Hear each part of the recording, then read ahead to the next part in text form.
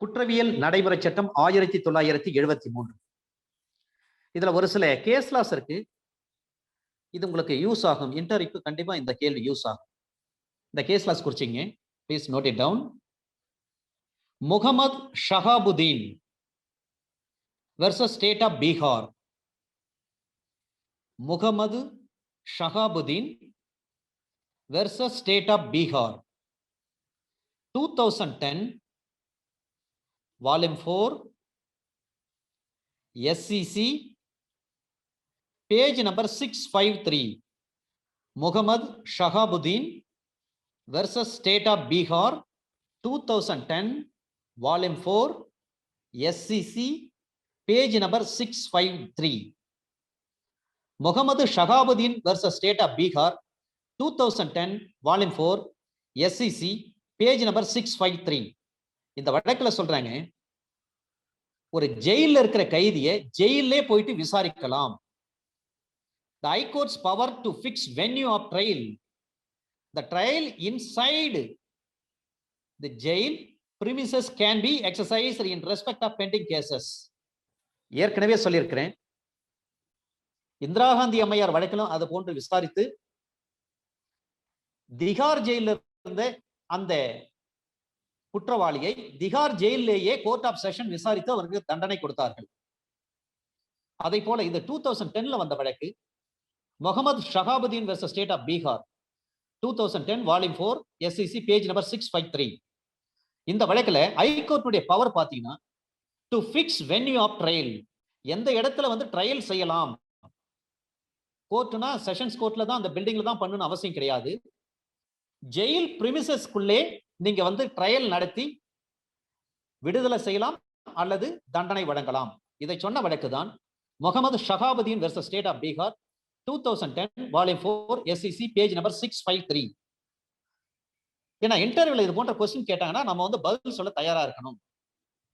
அடுத்தது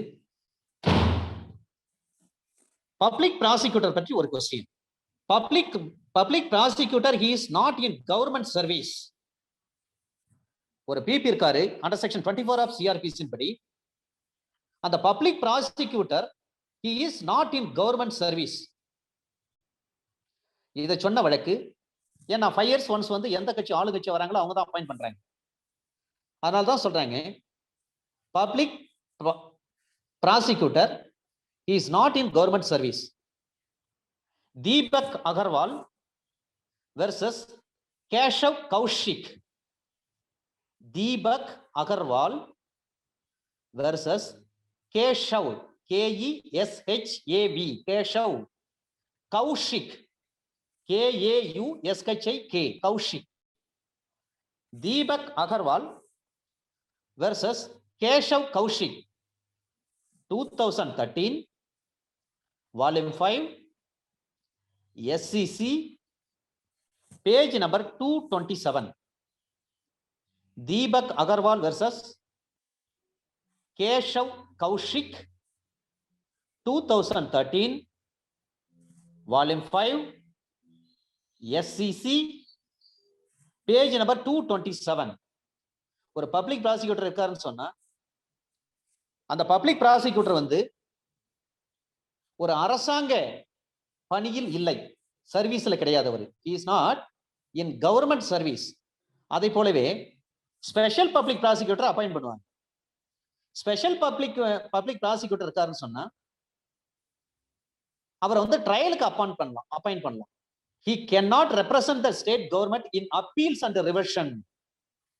அப்பீல்லையோ ரிவிஷன்லையோ special public ப்ராசிக்யூட்டரை அப்பாயிண்ட் பண்ண முடியாது.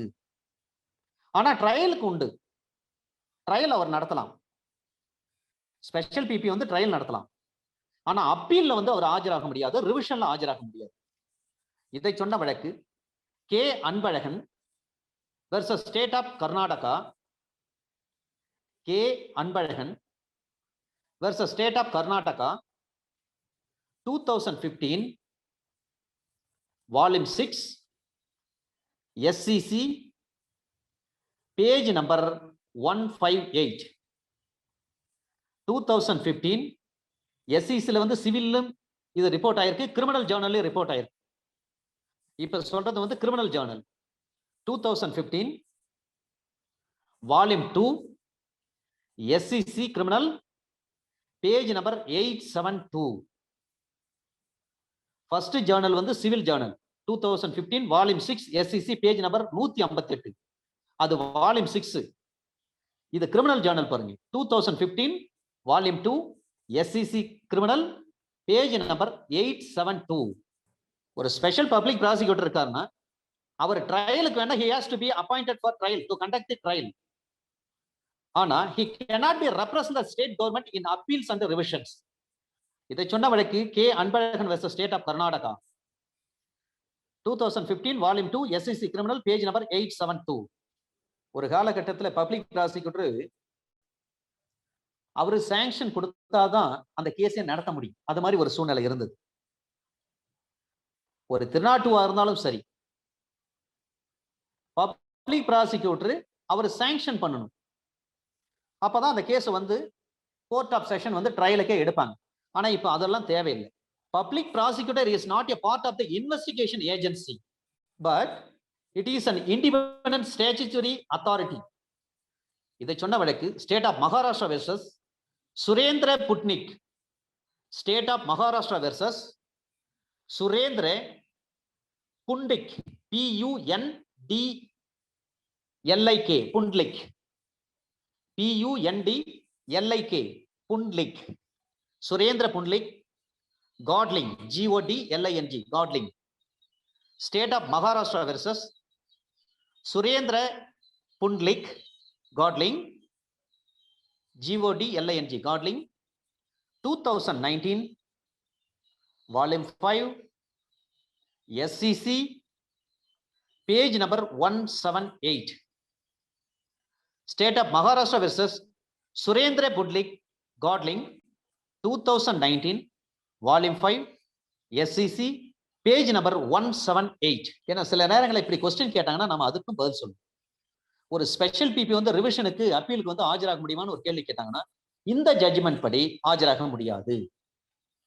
அதே போலவே ஒரு அமர்வு நீதிபதியோ ஒரு ஜெயில போயிட்டு ஒருத்தர் மேல விசாரணை கேஸ் வந்து விசாரணை செய்து தண்டனை வழங்க முடியுமா அல்லது விடுதலை செய்ய முடியுமான்னு கேட்டா கண்டிப்பா அவ்வாறு ஜெயிலுக்குள்ளே சென்று அந்த வழக்கை விசாரணை செய்து அதற்கு தண்டனையோ அல்லது விடுதலையோ செய்ய முடியும். Mohammed Shahabuddin case versus state of Bihar இப்படிதான் கொஸ்டின் கேட்கிறாங்க சார். இது மாதிரியான கேள்விகளுக்கு நாம் பதில் சொல்ல வேண்டும். அடுத்தது அண்டர் செக்ஷன் 41B 41B தான் 50 கூட இணைத்து பார்க்க வேண்டும். Under section 41B AB capital letter B CRPC இருக்கு. அதை அண்டர் செக்ஷன் 50 CRPCயோட இணைத்து பார்க்க வேண்டும். அதில் தான் DK பாசுல சொல்லப்பட்டிருந்த அந்த 11 கைட்லைன்ஸ் சொல்றாங்க. DK Basu versus state of West Bengal அது அப்படியே அண்டர் செக்ஷன் 50க்கு பொருந்தும். அந்த 41B நீங்க பாக்குறீங்கன்னா அண்டர் செக்ஷன் 50 இணைத்து பார்க்க வேண்டும். அதை போலவே அண்டர் செக்ஷன் 43 CRPC இந்த 43 CRPC பொறுத்தவரை ஒரு தனிப்பட்ட பொதுமக்களும் கைது செய்யலாம்னு சொல்லியிருக்காங்க. அத சட்டத்துல எப்படி சொல்வான்னு கேட்டீங்கன்னா ரீ அரெஸ்ட். பொதுமக்கள் கைது செய்த உடனே காவல்துறைக்கு தகவல் தெரிவித்து காவல்துறையிடம் ஒப்படைக்க வேண்டும். அதுக்கு பேர் தான் ரீ அரெஸ்ட். சிஆர்பிஸ்ல ரீ அரெஸ்ட் பற்றி எந்த செக்ஷன்ல சொல்லப்பட்டிருக்கிறது அப்படின்ற ஒரு கேள்வி வந்தால் நீங்க கிளீனா சொல்லணும் அண்டர் செக்ஷன் 43 ஆஃப் சிஆர்பிசி. ஏன்னா பொதுமக்கள் கைது செய்து உடனடியாக காவல்துறைக்கு தகவல் தெரிவித்து காவல்துறை வந்தவுடன் அவர்களிடம் இவரை ஒப்படைக்க வேண்டும். அப்ப போலீஸ் அரெஸ்ட் பண்றாங்களா அது பேர் என்னன்னா ரீ அரெஸ்ட். ஆல்ரெடி பப்ளிக் வந்து அரெஸ்ட் பண்ணிருக்காங்க அந்த அக்யூஸ்ட். பப்ளிக் அரெஸ்ட் பண்ணி ஹேண்ட் ஓவர் பண்றாங்க. அப்ப ஹேண்ட் ஓவர் பண்ண பிறகு போலீஸ் கைது பண்றாங்க பாரு, அதுக்கு பேர் தான் ரீ அரெஸ்ட் அண்டர் செக்ஷன் 43. அதையும் மறக்கக்கூடாது. இன்டர்வியூல கொஸ்டின் அப்படியும் கேள்வி கேட்பார்கள். அடுத்தது இன்டர்வியூல எப்படி கேட்பாங்கன்னா அண்டர் செக்ஷன் 46 சப்செக்ஷன் 3 மிக முக்கியமான ஒரு செக்ஷன். அண்டர் செக்ஷன் 46 சப்செக்ஷன் 3 இந்த 46 சப்செக்ஷன் 3ல சொல்றாங்க அரெஸ்ட் ஹவ் மேட் அப்படின்னு சொல்றாங்க. இந்த அரெஸ்ட் ஹவ் மேட்ல பாத்தீங்கன்னா என்கவுண்டர் பற்றி குற்றவியல் நடைமுறை சட்டத்தில் எந்த பிரிவில் சொல்லப்பட்டிருக்கிறது ஒரு கேள்வி கேட்பாங்க. நம்ம இதுவரை இன்டர்வியூ கொஸ்டினுக்கான ரிலேட்டட் ஜட்ஜ்மெண்ட்ஸ் தான் இப்ப நான் சொல்லிட்டு வரேன். ஜெயில போயிட்டு ஒரு செஷன் ஜட்ஜ் விசாரிச்சு தீர்ப்பு தர முடியுமா? தீர்ப்பு தர முடியும். Mohammed Shahabuddin versus state of பீகார்ல சொல்லியிருக்காங்க. ஏற்கனவே இந்திரா காந்தி அம்மா கேஸ்லயும் சொல்லியிருக்காங்க. ஒரு ஸ்பெஷல் பிபி ரிவிஷன்ல அப்பீல்ல ஆஜராக முடியும்னா முடியாது. அதுக்கு ஒரு கேஸ் லாஸ். அண்டர் செக்ஷன் 43 வந்து எப்படி சொல்லுவாங்கன்னா ரீ அரெஸ்ட்னு தான் சொல்லுவாங்க. அதே போலவே என்கவுண்டர் பற்றி சிஆர்பிசியில் எந்த செக்ஷன் சொல்லப்பட்டிருக்கிறது? இது ஒரு கேள்வி.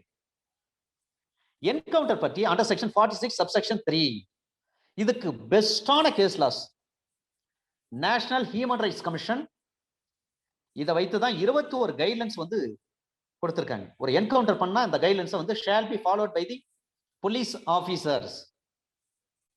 PUCL versus state of Maharashtra இந்த வழக்கில் தான் சார் சொல்றாங்க.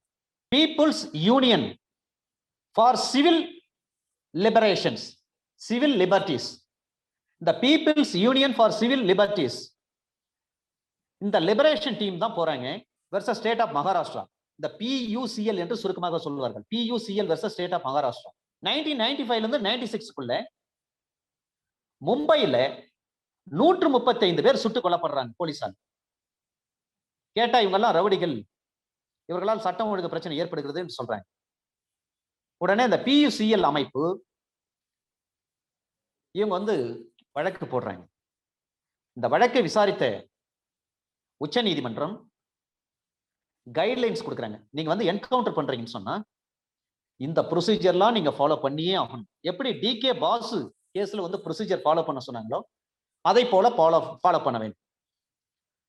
அண்டர் செக்ஷன் மன்னிக்கவும் 2020 DJ பிரிலிமினரி எக்ஸாம்ல ஒரு கேள்வி கேட்டிருந்தாங்க ஸ்பெசிபிக்கா. இந்த DK Basu versus state of West பெங்கால்ல சொல்லப்பட்டிருக்க அந்த 11 கைட்லைன்ஸ் பற்றி ஒரு கேள்வி கேட்டிருந்தாங்க. நம்ம தமிழ்நாட்டில் நடந்த டிஸ்ட்ரிக்ட் ஜட்ஜ் பிரிலிமினரி எக்ஸாம்ல நம்ம அதுல பாக்குறோம். ஒருத்தர் வந்து கைது பண்ண வராருன்னு சொன்னா அவருடைய பெயர் முகவரி பொறிக்கப்பட்ட பேட்ச் குத்திருக்கணும். அது மற்றவங்க பார்வைக்கு தெரிய வேண்டும். ரெண்டாவது, கைது செய்யப்படக்கூடிய நபர் அந்த எஃப்ஐஆர்ல அவர் கையெழுத்து போடணும். மூன்றாவது, அதற்கு சாட்சியாக யாராவது ஒரு நபர் இருக்க வேண்டும். அவர் சொந்தக்காரரோ, உறவினர்களோ, ஃப்ரெண்ட்ஸோ அல்லது அந்த ஊர்ல உள்ள முக்கியமானவர்களோ. இது போன்ற விஷயங்கள்லாம் அந்த 11 கைட்லைன்ஸ் கொடுத்திருக்காங்க DK பாசு கேஸ்ல. 2020 DJ preliminary exam which was conducted by our Madras High Court.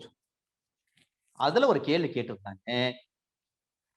இப்ப சொல்லப்பட்ட போலீஸ் ஆபீசர் பேட்ச் கொடுத்திருக்கணும், பேர் தெரியணும், அவர் ரேங்க் இருக்கணும், கைது பண்ணா யார் அரெஸ்ட் பண்றாங்களோ அவருடைய கையெழுத்து கண்டிப்பா வேண்டும். ரெண்டாவது, அவர் அரெஸ்ட் பற்றி சாட்சி ஒருத்தவங்க இருக்கணும், அவர் ஃப்ரெண்டோ ரிலேட்டிவ்ஸோ யாராவது கையெழுத்து போடணும். அவங்க இல்லைன்னா அந்த ஊர்ல இருக்கக்கூடிய முக்கியமான பிரமுகர்கள் யாரால இருந்தா அவங்க கையெழுத்து போடணும். இது எல்லாம் தேவையா தேவையில்லையா? இதையெல்லாம் கண்டிப்பா ஃபாலோ பண்ணணும், நாட் நெசசரி அப்படின்னு சொல்லிதான் அந்த கொஸ்டின்ல சொல்லப்பட்டிருக்கு. அதுக்கான ஆன்சரும் அதுதான். ஆனாலும் சுப்ரீம் கோர்ட் இந்த 11 கைட்லைன்ஸ் வந்து தெளிவா சொல்லப்பட்டிருக்காங்க. இந்த 11 கைட்லைன்ஸும் ஷால் பி ஃபாலோ. அதை போலவே under section 46 subsection 3 of CrPC படி என்கவுண்டர் பண்றாங்க. சில சட்டப்பிரிவுல பார்த்தீங்கன்னா சார் நேரடியா அந்த நேம் இருக்காது சார், என்கவுண்டர்னு இருக்காது. நான் ஏற்கனவே குறிப்பிட்டது போல under section 164 under article 164 constitution of India 1950 பார்த்தீங்கன்னா நேரடியாக முதலமைச்சர் என்று இருக்காது. அதே போலவே under article 75 constitution of India 1950 அதுல பார்த்தீங்கன்னா நேரடியாக பிரதமர் என்று இருக்காது. தலைப்பு காஸ்ட் டைட்டில் பார்த்தீங்கன்னா இருக்காது. ஆனா உள்ள படிக்கிறப்பதான் இருக்கும். 75 பிரதமர் பற்றி பேசுகிறது. ஆனா தலைப்பு பாருங்க அந்த மாதிரி இருக்காது. கான்ஸ்டிடியூஷன் ஆஃப் இந்தியா எடுத்து படிச்சு பாருங்க, டைரக்டா பாத்தீங்கன்னா தலைப்பு அந்த மாதிரி இருக்காது, பிரைம் மினிஸ்டர்னு இருக்காது. ஆனா உள்ள படிக்கிறப்ப தெரியும் பிரைம் மினிஸ்டர் பத்தி தான் சொல்லியிருக்காங்க. அதே போல 164 under article 164 of the constitution of இந்தியால பாத்தீங்கன்னா தலைப்பு அந்த மாதிரி இருக்காது, உள்ள படிச்சாதான் தெரியும் சிஎம் பற்றி சொல்லியிருக்காங்க. அதை போலதான் சிஆர்பிசில என்கவுண்டர் என்ற வார்த்தையை வந்து under section 46 subsection 3 of the சிஆர்பிசில நேரடியா சொல்லியிருக்க மாட்டாங்க. அது என்ன படிக்கிறப்ப ஏங்க அதுல வந்து நேரடியா என்கவுண்டர் வார்த்தையே இல்லையே அப்படின்னு உங்களுக்கு தோணும். இதுதான் PUCL versus state of Maharashtra 1997 வந்த தீர்ப்பு. இது சுப்ரீம் கோர்ட் தீர்ப்பு. அதுல அண்டர் செக்ஷன் 46 சப்செக்ஷன் 3 வந்து ஃபாலோ பண்ணுங்க. 300 சொல்லப்பட்டிருக்கின்ற விஷயம், 302 சிஆர்பிஸ்ல சொல்லப்பட்டிருக்கின்ற விஷயம், 157, 165, 164, 154. அது இல்லாம human rights under section 21 human rights act, constitution of இந்தியால அண்டர் ஆர்டிகல் 14, 19, 21. இது எல்லாத்தையும் எலாபரேட்டா டிஸ்கஸ் பண்ணி சொல்லப்பட்ட ஒரு வழக்கு தான் PUCL versus state of Maharashtra. இன்டர்வியூல நீங்க உட்கார்ந்துட்டு இருக்கீங்க, அப்ப போர்ட் ஆஃப் இன்டர்வியூஸ் கேள்வி கேட்கறாங்க, என்கவுண்டர் பற்றி சிஆர்பிஸ்ல எந்த செக்ஷன்ல சொல்லப்பட்டிருக்கு கேள்வி கேட்டாங்க, கிளீனா சொல்லணும், அண்டர் செக்ஷன் 46 சப்செக்ஷன் 3 ஆஃப் சிஆர்பிஸ் சொல்லணும். ரீஅரெஸ்ட் எந்த செக்ஷன் சொல்லப்பட்டிருக்கு, அண்டர் செக்ஷன் 43 சிஆர்பிஸ்ல. இது மாதிரி தெளிவா நம்ம படிக்கணும் sir. Now we are moving on. The 46 வந்து சப்செக்ஷன் 1 வந்து ப்ரொவிசோ. அந்த ப்ரொவிசோ வந்து 31/12/2009 சேர்த்தாங்க சிஆர்பிஸ்ல. அதே மாதிரி 46ல வந்து சப்செக்ஷன் 4 அது பாத்தீங்கன்னா 23/6/2006 வந்து சிஆர்பிஸ்ல இணைக்கப்பட்டிருக்கு. நீங்க இந்த 46 படிக்கிறீங்கன்னா 46ல சப்செக்ஷன் 1 நீங்க ப்ரொவிசோ 31/12/2009. 46ல சப்செக்ஷன் 4 23/6/2006. இதையும் இது எப்போ சேர்க்கப்பட்டது அப்படின்னு கேட்டாங்கன்னா இதை நீங்க சொல்லணும். அவ்வளவு இம்பார்ட்டன்ட் கிடையாது, ஆனா கண்டிப்பா இதுக்கு ஒரு விஷயம் இருக்கு. ஏனென்று சொன்னால் ஒரு ஃபீமேல் அரெஸ்ட் பண்ணா ஒரு ஃபீமேல் போலீஸ் தான் இருக்கணும். அதனால கண்டிப்பா இது கேட்பாங்க. 31/12/2001 கேட்பாங்க. அண்டர் செக்ஷன் 46 சப்செக்ஷன் 1 மறக்கக்கூடாது. அதுல ப்ரொவிசோல சொல்லியிருக்காங்க 31/12/2009. கொஸ்டின்ஸ் இந்த மாதிரி ஸ்பெசிபிக்கா தான் சார் கேள்வி கேட்பாங்க. அதுக்கு நாம தயாராக இருக்கணும், பதில் சொல்ல வேண்டும். ரைட். இந்த 47ல 2 வார்த்தை சொல்லியிருக்காங்க சார், இன்கிராஸ் எக்ஸ்கிராஸ். அது ஏற்கனவே சொல்லிட்டேன் நானு. ஒரு வீட்டுக்கு போறாங்க, கதவை திறக்க சொல்றாங்க, திறக்க மாட்டேன்றாங்கன்னா உடைச்சிட்டு உள்ள போகலாம். சில பேர் வந்து என்ன பண்ணுவோம், போலீஸை உள்ள விட்டுட்டு வெளியில போட்டுருவாங்க, இல்ல பின்பக்க கதவை போட்டுருவாங்க, அந்த கதையும் உடைச்சிட்டு வரலாம். அதான் இன்கிராஸ்னா உள்ளே செல்றது, உள்ளே போயிட்டு உடைச்சிட்டு போறது. எக்ஸ்கிராஸ்னா வெளிக்கதவை, அந்த பின் கதவை உடைச்சிட்டு வெளியில வர்றது. இதை நீங்க தெரிஞ்சுக்கணும். Section 50. Now we are moving on under section 50 of CRPC. எதற்காக கைது செய்யப்பட்டிருக்கிறோம் என்ற விவரத்தை போலீஸ் ஆபீசர் அந்த அக்யூஸ்ட் பர்சனுக்கு, அரஸ்டட் பர்சனுக்கு தெளிவாக எடுத்து சொல்ல வேண்டும். The grounds of arrest is to be explained by the police officer to the concerned accused. சம்பந்தப்பட்ட அந்த குற்றம் சுமத்தப்பட்டவருக்கு, அரஸ்டட் பர்சனுக்கு எந்த காரணத்தினால் உங்களை நாங்கள் கைது செய்திருக்கிறோம் என்ற விவரத்தை போலீஸ் ஆபீசர் எடுத்து சொல்ல வேண்டும். மிக முக்கியமான ஒரு விஷயம். அதுல ஒரு இன்டீரியம், அதாவது இன்டிமேஷன் ஹேஸ் டு பி. உங்களுக்கு பெயில் இருக்கு, நீங்க பெயிலையும் வரலாம், அந்த விவரத்தையும் சொல்ல வேண்டும். Under article 22 sub article 1 of the constitution of India, அதுல என்ன சொல்றாங்கன்னா ஃபியூஜிடிவ். இந்த ஃபியூஜிடிவ் அதை பற்றி சொல்றாங்க, கிரிமினல். ஏன்னா அதுல 2 லாட்டின் மேக்ஸிம் இருக்கிறது. அண்டர் செக்ஷன் 41 பில சொல்லப்பட்டிருக்கின்ற அதே விஷயம் தான் சார் அண்டர் செக்ஷன் 50 கேபிட்டல் ஏவை அப்படியே ஃபிட் பண்ணிக்கணும்.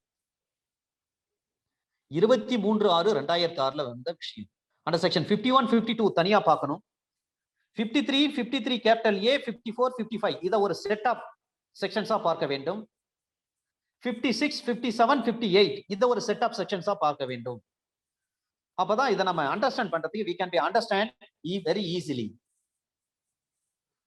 Under section 51 search of arrest person, யார் யாரை எப்ப வந்து சர்ச் பண்ணி அவரை நாம கைது செய்ய முடியும், அந்த விஷயங்களை நாம் இப்பொழுது பார்க்க போகிறோம். ஏனென்று சொன்னால் இதில் நிறைய விஷயங்கள் வருது. இப்பதான் ஒரு கைது செய்யப்பட்ட நபர் இருக்காருன்னா அவரை சோதனை போடலாம். Search of arrested person. இங்க subsection 2 very very important sir. ஒரு பெண் இருக்காங்க, ஒரு ஃபீமேல் அரெஸ்ட் பண்றாங்க, அவங்கள வந்து சர்ச் பண்ணி ஆகணும். அப்ப யாரை வச்சு சர்ச் பண்றது? நாம ஏற்கனவே பார்த்திருக்கிறோம். அண்டர் செக்ஷன் 46 சப்செக்ஷன் 1ல தெளிவா சொல்லியிருக்காங்க. 31/12/2009 ஒரு ப்ரொவிசோ சேர்க்கப்பட்டிருக்கு. ஒரு ஃபீமேலா இருக்காங்கன்னா அவங்கள வந்து ஒரு ஃபீமேல் தான் அரெஸ்ட் பண்ணணும்னு சொல்றாங்க. அதை போல சர்ச் பண்றப்ப ஒரு ஃபீமேலை வந்து சர்ச் பண்ணணும்னு சொன்னா ஒரு ஃபீமேல் போலீஸ் தான் வரும். ஒரு பெண்ணை சோதனை செய்யும் பட்சத்தில் ஒரு பெண் போலீஸ் ஆபீசர் தான் அவரை சோதனை செய்ய வேண்டும். அண்டர் செக்ஷன் 51 சப்செக்ஷன் 2 கொஞ்சம் முக்கியமான sir. Under section 52 power to seize offensive weapons. அப்படி கைது பண்றாங்க. கைது பண்ணி அவர்கிட்ட சோதனை போடுறாங்க. சோதனை போடுகின்ற பொழுது அவரிடம் ஏதேனும் வெப்பன் இருந்தால் அந்த வெப்பனை கைப்பற்றலாம். அப்ப சீஸ் பண்றப்ப 2 சாட்சிகளை வச்சிருப்பாங்க சார். நார்மலா போலீஸ் ஆபீசர். விட்னஸஸ் வந்து பல வகையான விட்னஸஸ் இருக்காங்க. ரெடிமேட் விட்னஸ் இருக்காங்க, ஸ்டாக் விட்னஸ் இருக்காங்க, ஒரு சர்க்கம்ஸ்டான்சஸ் விட்னஸ் இருக்காங்க. இப்படி பல்வேறு வகையா இருக்கிறாங்க. இதுக்கு ஒரு தனி கிளாஸ் நான் வந்து தனித்தனியா எடுத்து வச்சிருக்கேன். அதை நான் தனியா கொடுத்தாதான் உங்களுக்கு இன்ட்ரெஸ்டா இருக்கும். இப்ப இந்த சிஆர்பிஸை நம்ம முடிக்கலாம். ஒரு போலீஸ் ஆபீசர் ஒருவர் கைது செய்கிறார். கைது செய்யப்பட்ட நபர் அவர் வைத்திருக்கும் ஒரு டெட்லி வெப்பனை வச்சிருக்காரு, இல்ல மற்றவங்களை தீங்கு விளைவிக்கக்கூடிய ஒரு ஆயுதத்தை அவர் மறைச்சு வச்சிருக்கிறார், உடம்புலையோ இல்ல வேற எங்கேயோ வச்சிருக்காருன்னு வச்சுங்க. அப்ப யார் முன்னிலையில கொண்டு சென்று அவர் வந்து அவர்கிட்ட இருக்கிற பொருளை வந்து கைப்பற்றப்பட முடியும்? ஒரு போலீஸ் ஆபீசர் முன்னாடியே அவரை சர்ச் பண்ணி ஒரு உடம்புல எங்கேயா மறைச்சு வச்சிருந்தாருன்னா, ஒரு துப்பாக்கி, கை துப்பாக்கியோ இல்லது ஒரு கத்தியோ வைத்திருக்கிறார் என்று சொன்னா அதை கைப்பற்றலாம். அது கைப்பற்றப்பட்ட பிறகு அதை வந்து நீதிமன்றத்தில் ஒப்படைக்க வேண்டும். சில நேரங்களில் ஒரு சாட்சி அவர் உடம்புல பொருள் எல்லாம் இருக்கு. அவ்வாறு இருக்கும் பட்சத்தில் அவர் மறைத்து வைத்திருக்கிற உடலில் அந்த கத்தியோ அல்லது கை துப்பாக்கியோ அவற்றை கைப்பற்றி உரிய நீதிமன்றத்தில் ஒப்படைக்க வேண்டும். சில நேரங்களில் லைசன்ஸ் உள்ள ஒரு துப்பாக்கி ஒருத்தர் வச்சிருக்காரு. போலீஸ் சந்தேகத்துக்கிடமா அவரை பாக்குறாங்க, பிடிக்கிறாங்க, அவர்கிட்ட இருந்து கைப்பற்றாங்க. அல்லது ஒரு வழக்கு விஷயமா அவர் வந்து அரெஸ்ட் பண்றாங்க. அப்ப அவர் வந்து தன்னுடைய இடுப்புல மடியில ஒரு கை துப்பாக்கி வச்சிருக்காரு. அதை சீஸ் பண்றாங்க. அப்ப அவர் சொல்லலாம், நான் லைசன்ஸோட தான் சார் வச்சிருக்கேன், என்னுடைய தற்காப்புக்காக தான் நான் லைசன்ஸ் வாங்கி இந்த பிஸ்டலை வச்சிருக்கேன் அப்படின்னு சொன்னார்னா அது நம்ப தகுந்த ஒரு விஷயமாக இருக்கும் பட்சத்தில் அந்த புலன் விசாரணை அதிகாரி அந்த கைப்பற்றுதல் அந்த வெப்பனை திருப்பி கொடுத்தல். சார் ரைட், நீங்க நியாயமான காரணத்துக்காக தான் நீங்க இதை வச்சிருக்கீங்க இந்த பிஸ்டலை அப்படின்னு சொல்லணும். இதை சொன்ன வழக்கு AIR 1978, AIR 1978, SC னா supreme court, SC 1511, AIR 1978 supreme court, page number 1511. அடுத்தது அண்டர் செக்ஷன் மிக முக்கியமான ஒரு விஷயம் என்ன, கோர்ட்டுக்கு வந்து சாட்சிகளுக்கு எல்லாத்துக்கும் மிக முக்கியமானது வந்து இந்த 53 examination of accused by medical practitioner at the request of police officer. எந்த ஒரு வழக்காக இருக்கும் பட்சத்தில் காவல்துறை அலுவலர் கேட்டுக்கொண்டதற்கிணங்க அந்த நபரை சோதனை செய்ய வேண்டும், பரிசோதனை செய்ய வேண்டும். சோதனை கிடையாது, பரிசோதனை செய்ய வேண்டும். இவர் உடல் ரீதியாக நல்லா இருக்கிறாரா இல்லையா? ஏன்னா அரெஸ்ட் பண்ணப்பட்ட பிறகு என்ன பண்ணுவாங்க போலீஸ் ஆபீசர், நேரா கவர்மெண்ட் GH கூப்பிட்டு போயிட்டு அங்க டாக்டர்கிட்ட ஒரு மெடிக்கல் சர்டிஃபிகேட், ஃபிட்னஸ் சர்டிஃபிகேட் வாங்குவாங்க. அதன் பிறகுதான் என்ன பண்ணுவாங்க, ஜெயில கொண்டு போயிட்டு ஒப்படைப்பாங்க. அப்ப காவல் அலுவலரின் வேண்டுகோளின் பேரில் குற்றச்சாட்டப்பட்ட நபரை மருத்துவர் பரிசோதனை செய்வார். அந்த மருத்துவர் எப்படி இருக்கலாம்னா, அவர் கவர்மெண்ட் டாக்டரா இருக்கலாம் அல்லது பிரைவேட் டாக்டரா இருக்கலாம். இந்த எக்ஸாமினேஷன் கண்டிப்பாக செய்ய வேண்டும். சரிங்க, இதுல ஒரு பெண்ணை வந்து அரெஸ்ட் பண்றாங்க. ஒரு லேடிஸ் அரெஸ்ட் பண்ணப்பட்ட பிறகு அவங்கள எந்த டாக்டர் பரிசோதனை செய்ய வேண்டும்? அண்டர் செக்ஷன் 46 சப்செக்ஷன் 1 அதுல ப்ரொவிசோ 31/12/2009 தெளிவாக சொல்லப்பட்டிருக்கிறது. ஒரு பெண்ணாக இருக்கும் பட்சத்தில் ஒரு பெண்ணு தான் கைது செய்ய வேண்டும். அதே போல சோதனை செய்யும் பொழுதும் ஒரு பெண் போலீஸ் தான் சோதனை செய்யணும். அதை போலவே அண்டர் செக்ஷன் 53 சப்செக்ஷன் 2 படி ஒரு பெண் மருத்துவர் தான் பரிசோதனை செய்ய வேண்டும். மீனா கேஸ் ஒன்னு இருக்கு. அந்த கேஸ்ல என்ன சொல்றாங்கன்னா, இந்த 313 இருக்கு, இந்த 313 IPC படி மிகப்பெரிய உயிருக்கே சேதம் ஏற்படக்கூடிய ஒரு சூழல் இருக்கும் பட்சத்தில் உச்ச நீதிமன்றம் அதற்கு அனுமதி கொடுத்திருக்கிறார். அந்த அனுமதியின் அடிப்படையில் தான் அந்த வழக்கிற்கு மிஸ்கேரேஜ் பண்றதுக்கு அனுமதி கொடுக்கப்பட்ட சட்டப்படியா. அது பிறகு பார்க்கலாம், IPCல பார்க்கலாம், இருந்தாலும் ஜெனரலா தெரிஞ்சு. அதுலயும் 2 பெண் டாக்டர், 2 மாசம் இருந்தால் கருவாக இருந்தால் எத்தனை டாக்டர், 4 மாசம் இருந்தால் எத்தனை டாக்டர் தெளிவா சொல்லியிருக்காங்க அந்த ஜட்ஜ்மெண்ட்.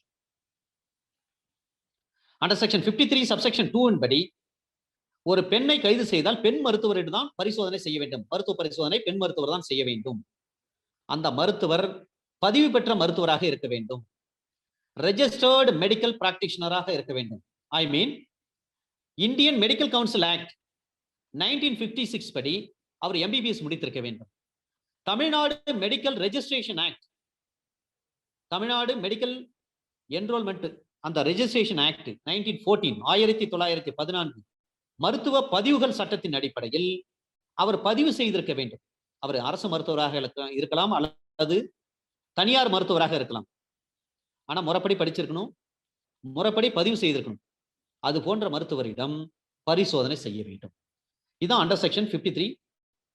இந்த அண்டர் செக்ஷன் 53ல கொஸ்டின் கேட்கறாங்கன்னா சப்செக்ஷன் 2 தான் கேட்பாங்க. ஒரு பெண்ணை அரெஸ்ட் பண்ணா ஒரு பெண் மருத்துவர் தான் பரிசோதனை செய்ய வேண்டும் என்று சிஆர்பிஸ்ல எந்த செக்ஷன்ல சொல்லப்பட்டிருக்கிறது? இப்படி கேள்வி கேட்பாங்க. Under section 53 subsection 2. இப்ப அதை விட ஒரு முக்கியமான செக்ஷனுக்கு we are entering. Under section 53A rape related accused இருக்கான். அந்த நபரை அரசு மருத்துவர் அல்லது பதிவு பெற்ற ஒரு மருத்துவர் பரிசோதனை செய்ய வேண்டும்.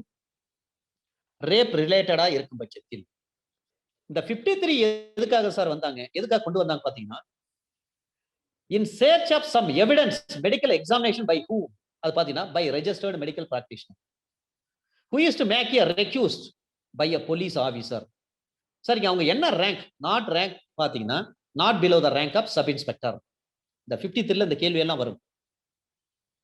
காவல் உதவி ஆய்வாளர் பதவிக்கு குறையாத இருக்கணும், அதுக்கு மேற்பட்டவங்க தான் வரணும். சப் இன்ஸ்பெக்டரோ அல்லது இன்ஸ்பெக்டரோ கேட்கலாம் ரெக்யூசேஷன் லெட்டர் 53ல. எதற்காக? For the examination the accused can be compelled. Accused வந்து கம்பல் பண்றாங்க, ரீசனபிள் இருக்கு, ஃபோர்ஸ் இருக்கு. அப்ப நீங்க வந்து மெடிக்கல் செக்அப்புக்கு வந்து ஆகணும்னு சொல்றோம், வரமாட்டேன்னு அவர் ரிஃப்யூஸ் பண்றாரு. அப்ப ஃபோர்ஸை யூஸ் பண்ண முடியுமானா கண்டிப்பா பண்ணணும். If the accused is to be refused இருக்கும் பட்சத்தில் the reasonable force can be used under section 53A. இந்த 53A பார்த்தீங்கன்னா examination of person accused of rape by medical practitioner. ஒரு கற்பழிப்பு குற்றத்தில் சம்பந்தப்பட்டிருக்கின்ற ஒரு குற்றவாளியை பரிசோதனை செய்தல். பாலியல் வன்குற்றங்களில் ஈடுபட்டிருக்கின்ற அந்த குற்றம் சுமத்தப்பட்ட நபரை பரிசோதனை செய்தல். இதையும் ஒரு பிரெஸ்கிரைப்டு மெடிக்கல் பிராக்டிஷனர் தான், ரெஜிஸ்டர்டு மெடிக்கல் பிராக்டிஷனர் தான் பரிசோதனை செய்வாங்க. இதனுடைய பாசிபிலிட்டி பாருங்க, where there is a possibility to conduct DNA. இந்த டிஎன்ஏ டெஸ்ட பற்றி சொல்றாங்க. இங்கதான் ஒரு முக்கியமான விஷயம். ஒருத்தர் வந்து டிஎன்ஏவுக்கு உட்படுத்த முடியுமா? இது ஒரு கேள்வி. இந்தியன் எவிடன்ஸ் ஆக்ட் வந்து இதற்கு அனுமதி கொடுக்கிறதா? டைநியூக்ளிக் நைட்ரோ ஆசிட், இந்த டிஎன்ஏ என்று சொல்லக்கூடிய இந்த பரிசோதனைக்கு, மரபணு பரிசோதனைக்கு ஒரு குற்றம் சுமத்தப்பட்ட நபரை கம்பல் பண்ண முடியுமா? அவரை வந்து டிஎன்ஏக்கு உட்படுத்த முடியுமா? இது ஒரு கேள்வி. டிஎன்ஏவுக்கு கண்டிப்பாக உட்படுத்த முடியும். இல்லைங்க இது என்னுடைய ஃபண்டமெண்டல் ரைட்ஸ் வந்து வயலேட் பண்ணுதுன்னு அவர் சொல்ல முடியுமா? சொல்லவே முடியாது. மிக முக்கியமான ஒரு விஷயம் அது. என்ன கம்பல் பண்ணி நீங்க ஃபண்டமெண்டல் ரைட்ஸ் வந்து இது பண்றீங்க அப்படின்னு சொல்ல முடியாது. ஒரு இந்த 53க்கு ஒரு கேஸ் லாஸ், அருமையான கேஸ் லாஸ் ஒன்று இருக்கு சார், அதை கொஞ்சம் note it down. Anil Anand Rao versus state.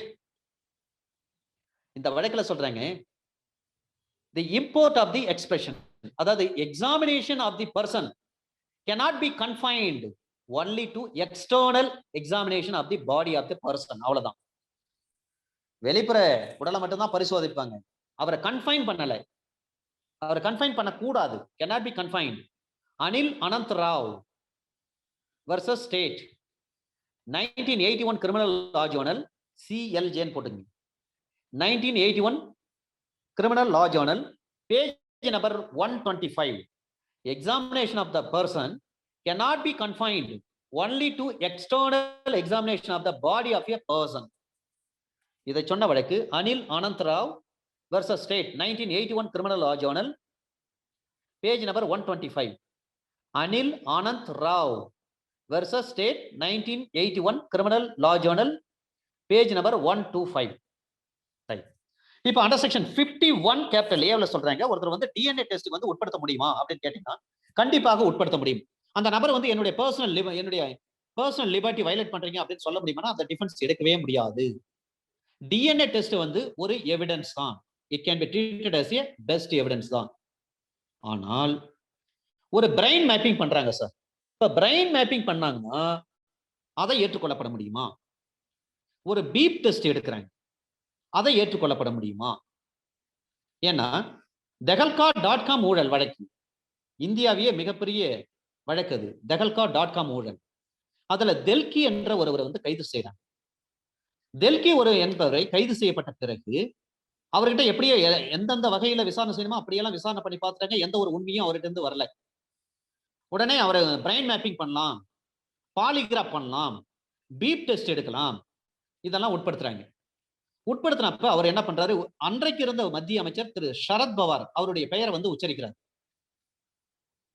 அப்ப உச்சரிக்கின்ற பொழுது அவரிடம் எடுக்கப்பட்ட தெல்கியிடம் எடுக்கப்பட்ட அந்த பாலிகிராஃபோ அல்லது பீப் டெஸ்டோ அல்லது டிஎன்ஏ தவிர்த்து பிரெயின் மேப்பிங்கோ, இந்த brain mapping, polygraph, BEAP test இதை பேஸ் பண்ணி ஒரு எவிடன்ஸா கொண்டு வர முடியுமானா கொண்டு வர முடியாது. ஏனென்று சொன்னால் ஒரு தனிப்பட்ட மனிதர் அவருடைய மூளைக்குள் தேக்கி வைத்திருக்கிற ரகசியங்களை நாம் இந்த பாலிகிராஃப் என்ற டெஸ்ட் மூலமாகவும் பீப் என்ற டெஸ்ட் மூலமாகவும் பிஇஏபி பீப் அதை போலவே பிரெயின் மேப்பிங் என்ற டெஸ்ட் மூலமாகவும் நாம் வெளிக்கொண்டு வருவது அவருடைய மூளையில் தேக்கி வைக்கப்பட்டிருக்கின்ற ரகசியங்களை நாம் திருடுவதற்கு சமம்.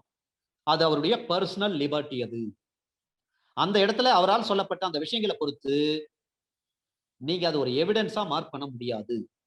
மார்க்கிங் ஆஃப் டாக்குமெண்ட்ஸ் பாத்தீங்கன்னா பாம்பே ஹைகோர்ட்டுடைய ஃபுல் பெஞ்ச் தான் வந்து ரொம்ப அற்புதமான தீர்ப்பு கொடுத்திருக்காங்க. ஒரு டாக்குமெண்ட்டை எப்படி மார்க் பண்ண முடியும், எந்தெந்த வழிகளில் வந்து ஒரு டாக்குமெண்ட் வந்து குறியீடு செய்ய முடியும் நீதிமன்றத்தால். பாம்பே ஹைகோர்ட் கொடுத்த ஃபுல் பெஞ்ச் ஜட்ஜ்மெண்ட் தான் very important, very standard authority. ஏன்னா 53A நாம படிக்கின்ற பொழுது அதையும் கூடுதலாக தெரிந்து கொள்ள வேண்டும். டிஎன்ஏ டெஸ்ட் பண்றாங்க பாருங்க சார், அது மட்டும் தான் ஏற்றுக்கொள்ளப்பட முடியும். NT திவாரி கேஸ்ல அதுதான். அவருடைய சன் தற்பொழுது கொலை செய்யப்பட்டு விட்டார். அவர் ஒரு வழக்கு போடுறார். முன்னாள் முதலமைச்சரும் காங்கிரஸ் கட்சியினுடைய மூத்த பெருந்தலைவருமான NT திவாரி தான் என்னுடைய தகப்பனார் அப்படின்னு சொல்லி கோர்ட்ல கேஸ் போடுறாரு. NT திவாரி வந்து ரிஃப்யூஸ் பண்ணிட்டாரு, நல்லா கிடையாதுன்னு சொல்றாரு. சிஎம்ஆ இருந்தவர், பிறகு வந்து கவர்னரா இருந்தாரு. அதெல்லாம் ஏற்றுக்கொள்ளப்பட முடியாதுன்றாங்க. சுப்ரீம் கோர்ட் தலையிடுறாங்க. சுப்ரீம் கோர்ட் என்ன பண்ணிட்டாங்க, நீங்க டிஎன்ஏ டெஸ்ட்டுக்கு வந்து உடன்பட்டுத்தான் ஆக வேண்டும் என்று சொல்லி உச்ச நீதிமன்றம் தீர்ப்பு கொடுத்தாங்க. அந்த டிஎன்ஏ டெஸ்ட்ல யார் வழக்கு தொடுத்தாரோ அவர் தான் அவருடைய மகன் என்று சொல்லி அந்த டெஸ்ட்ல கடைசியா ரிசல்ட் வந்தது. பிறகு வந்து NT திவாரி ஏற்றுக்கொண்டார், ஆமா இவர் என்னுடைய மகன் தான். ஆனா அதுக்கு முன்னாடி என்ன சொன்னார்னா, டிஎன்ஏ டெஸ்ட்டுக்கெல்லாம் நான் வரமாட்டேன், அது வந்து என்னுடைய பர்சனல் லிபர்ட்டி வந்து வயலேட் பண்ணுதுன்னு சொல்லிட்டு இருந்தார். சுப்ரீம் கோர்ட் தலையிட்ட பிறகு இதெல்லாம் பர்சனல் லிபர்ட்டி வந்து வயலேஷன் பண்ணல, ஆர்டிகல் 21 வயலேட் பண்ணலீங்க, டிஎன்ஏ டெஸ்ட்டுக்கு வந்து ஆட்பட்டு தான் ஆக வேண்டும் என்று கூறிய பிறகுதான் டிஎன்ஏ டெஸ்ட்டுக்கு ஒத்துக்கொண்டார். எனவே டிஎன்ஏ டெஸ்ட் என்பது சட்டப்படி செல்ல தகுந்த ஒரு சாட்சியம். ஆனால் நீங்க பிரெயின் மேப்பிங்கோ, பாலிகிராப் டெஸ்டோ அல்லது பீப் டெஸ்டோ எடுத்துட்டு வந்தீங்கன்னா அது செல்லாது. தமிழ்நாட்டில் முன்னாள் முதலமைச்சர் டாக்டர் கலைஞர் அவர்களை இரவு நேரத்தில் கைது பண்ணார். முகமது அலி, டிஐஜி முகமது அலி, ஃபேக்ட் ஸ்டாம்ப் பேப்பர் ஸ்கேம், போலி முத்திரத்தாள் வழக்கில் கைது செய்யப்பட்டாங்க. அவர்கிட்ட இருந்தும் இது போன்ற டெஸ்ட் எடுக்கிறதுக்கு இன்வெஸ்டிகேஷன் ஏஜென்சி சுமார் 20,000 கோடி ரூபாய்க்கு மேலன்னு நினைக்கிறேன். அந்த போலி முத்திரத்தாள் வழக்கு டிஐஜி முகமது அலி மீட் ஆவார். டிஎன்ஏ டெஸ்ட் வந்து ப்ரொசீட் பண்றாங்க. டிஎன்ஏ டெஸ்ட் வந்து அட்மிசிபிள், அது எவிடன்ஸா it can be treated as evidence before court of law. ஆனா அவருக்கு பிரெயின் மேப்பிங்கோ, பாலிகிராஃபோ அல்லது பீப் டெஸ்டோ எடுக்கக்கூடாது. நீங்க அதை எடுத்தீங்கன்னா நீங்க வந்து இன்வெஸ்டிகேஷனுக்கு வந்து நீங்க பயன்படுத்திக்கலாமே ஒழிய, அதை வச்சு ஒரு வழக்கினுடைய முன்னேற்றத்துக்கு நீங்க பயன்படுத்திக் கொள்ளலாமே ஒழிய, அதை நீங்க நீதிமன்றத்தில் ஒரு சாட்சியாக, சான்று ஆவணங்களாக நீங்கள் அதை குறியீடு செய்ய முடியாது என்று சொல்லிவிட்டார் டிஐஜி முகமது அலி வழக்கு. அவர் தான் இரவு நேரத்தில் முன்னாள் முதலமைச்சர் திரு கருணாநிதி அவர்களை கைது செய்த ஒரு போலீஸ் ஆபீசர். ரைட், சரிங்க. If there is any possibility of getting any evidence where and by whom the examination is to be, இது ஒரு கொஸ்டின். எப்போ நீங்க கேட்க முடியும், இதெல்லாம் எடுக்கிறதுக்கு வாய்ப்பு இருக்கா இல்லையா அப்படின்னு பார்த்தீங்கன்னா 16 கிலோமீட்டர் சுற்றளவில் உள்ள ஒரு ஹாஸ்பிட்டல்ல அதனுடைய ரேடியஸ் பாருங்க. within the radius of 16 kilometer from the place of occurrence. சம்பவம் நடந்த இடத்திற்கும் அந்த மருத்துவமனைக்கு இடத்துக்கு பாத்தீங்கன்னா 16 ரேடியஸ் அளவுள்ள ஒரு இடம்.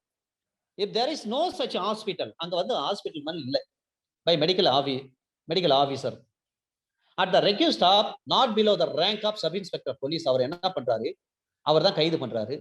ஆனா ஹாஸ்பிட்டல் இருக்கிறதுக்கும் பிளேஸ் ஆஃப் அக்கரன்ஸ் நடந்ததுக்கும் சம்பவம் நடந்த இடத்துக்கும் உள்ள தூரத்தை பார்த்தீங்கன்னா 16 கிலோமீட்டர் ரேடியஸ் உள்ள இடம். சப் இன்ஸ்பெக்டர் போலீஸ் தான் வந்து ரெக்யூஸ் பண்றாரு, டிஎன்ஏ டெஸ்ட்டுக்கு இவர் வந்து உட்படுத்தணும்னு சொல்லிட்டு அவர் முடியாதுன்னு சொல்றாரு. அப்ப minimum forces can be use, குறைந்தபட்ச பல பிரயோகத்தை பயன்படுத்தலாம். அண்டர் செக்ஷன் 53 கேபிட்டல் ஏ அதுல சப்செக்ஷன் 2ல சொல்றாங்க, ஒரு ரெஜிஸ்டர்டு மெடிக்கல் ஆபீசர் தான் without making any delay the medical examination is to be done. DNA டெஸ்ட்டுக்கு ஒருத்தர் கூப்பிட்டு போறாங்க அல்லது பரிசோதனைக்கே கூப்பிட்டு போறாங்கன்னு சொன்னா அந்த மெடிக்கல் ஆபீசர் வந்து எந்தவித நியாயமான காரணமும் இல்லாமல் டிலே பண்ணக்கூடாது. without making any delay the medical examination is to be done. மருத்துவ பரிசோதனை செய்யப்பட வேண்டும்.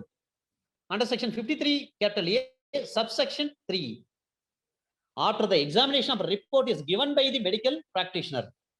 அவர் எக்ஸாமினேஷன் பண்ணி முடிச்சாச்சு, அந்த அக்யூஸ்ட கொண்டு போய் ஒப்படைக்கிறாங்க. அவர் ஏற்கனவே ரேப் ரிலேட்டட் கேசஸ்ல சம்பந்தப்பட்டவர். அவரை மருத்துவ பரிசோதனை செய்த உடனே என்ன பண்ணும், அந்த மருத்துவ அதிகாரி உடனடியாக மருத்துவ சான்றிதழை வழங்க வேண்டும், அந்த ரிப்போர்ட்டை கொடுத்துடணும். இதான் சப்செக்ஷன் 3. சப்செக்ஷன் 4ல சொல்றாங்க, commencement of the examination and completion of the examination is to be told. ஆரம்பிக்கிறாங்க, எப்போ மருத்துவ பரிசோதனை முடிக்கிறாங்க, அந்த டைம் எல்லாம் ரொம்ப முக்கியம் சார். நீங்க மர்டர் கேஸ் நடத்துறீங்க, 302 நடத்துறீங்கன்னு சொன்னா அந்த 302ல பாத்தீங்கன்னா போஸ்ட்மார்ட்டம் பண்றப்ப 2 டாக்டர் இருக்கு. அது மட்டும் இல்ல, போலீஸ் ஆபீசர் கொடுத்த அந்த ரெக்யூசேஷன் லெட்டர் வச்சிருக்கணும். அது மட்டுமல்ல, எஃப்ஐஆரும் கூட இருக்கணும்.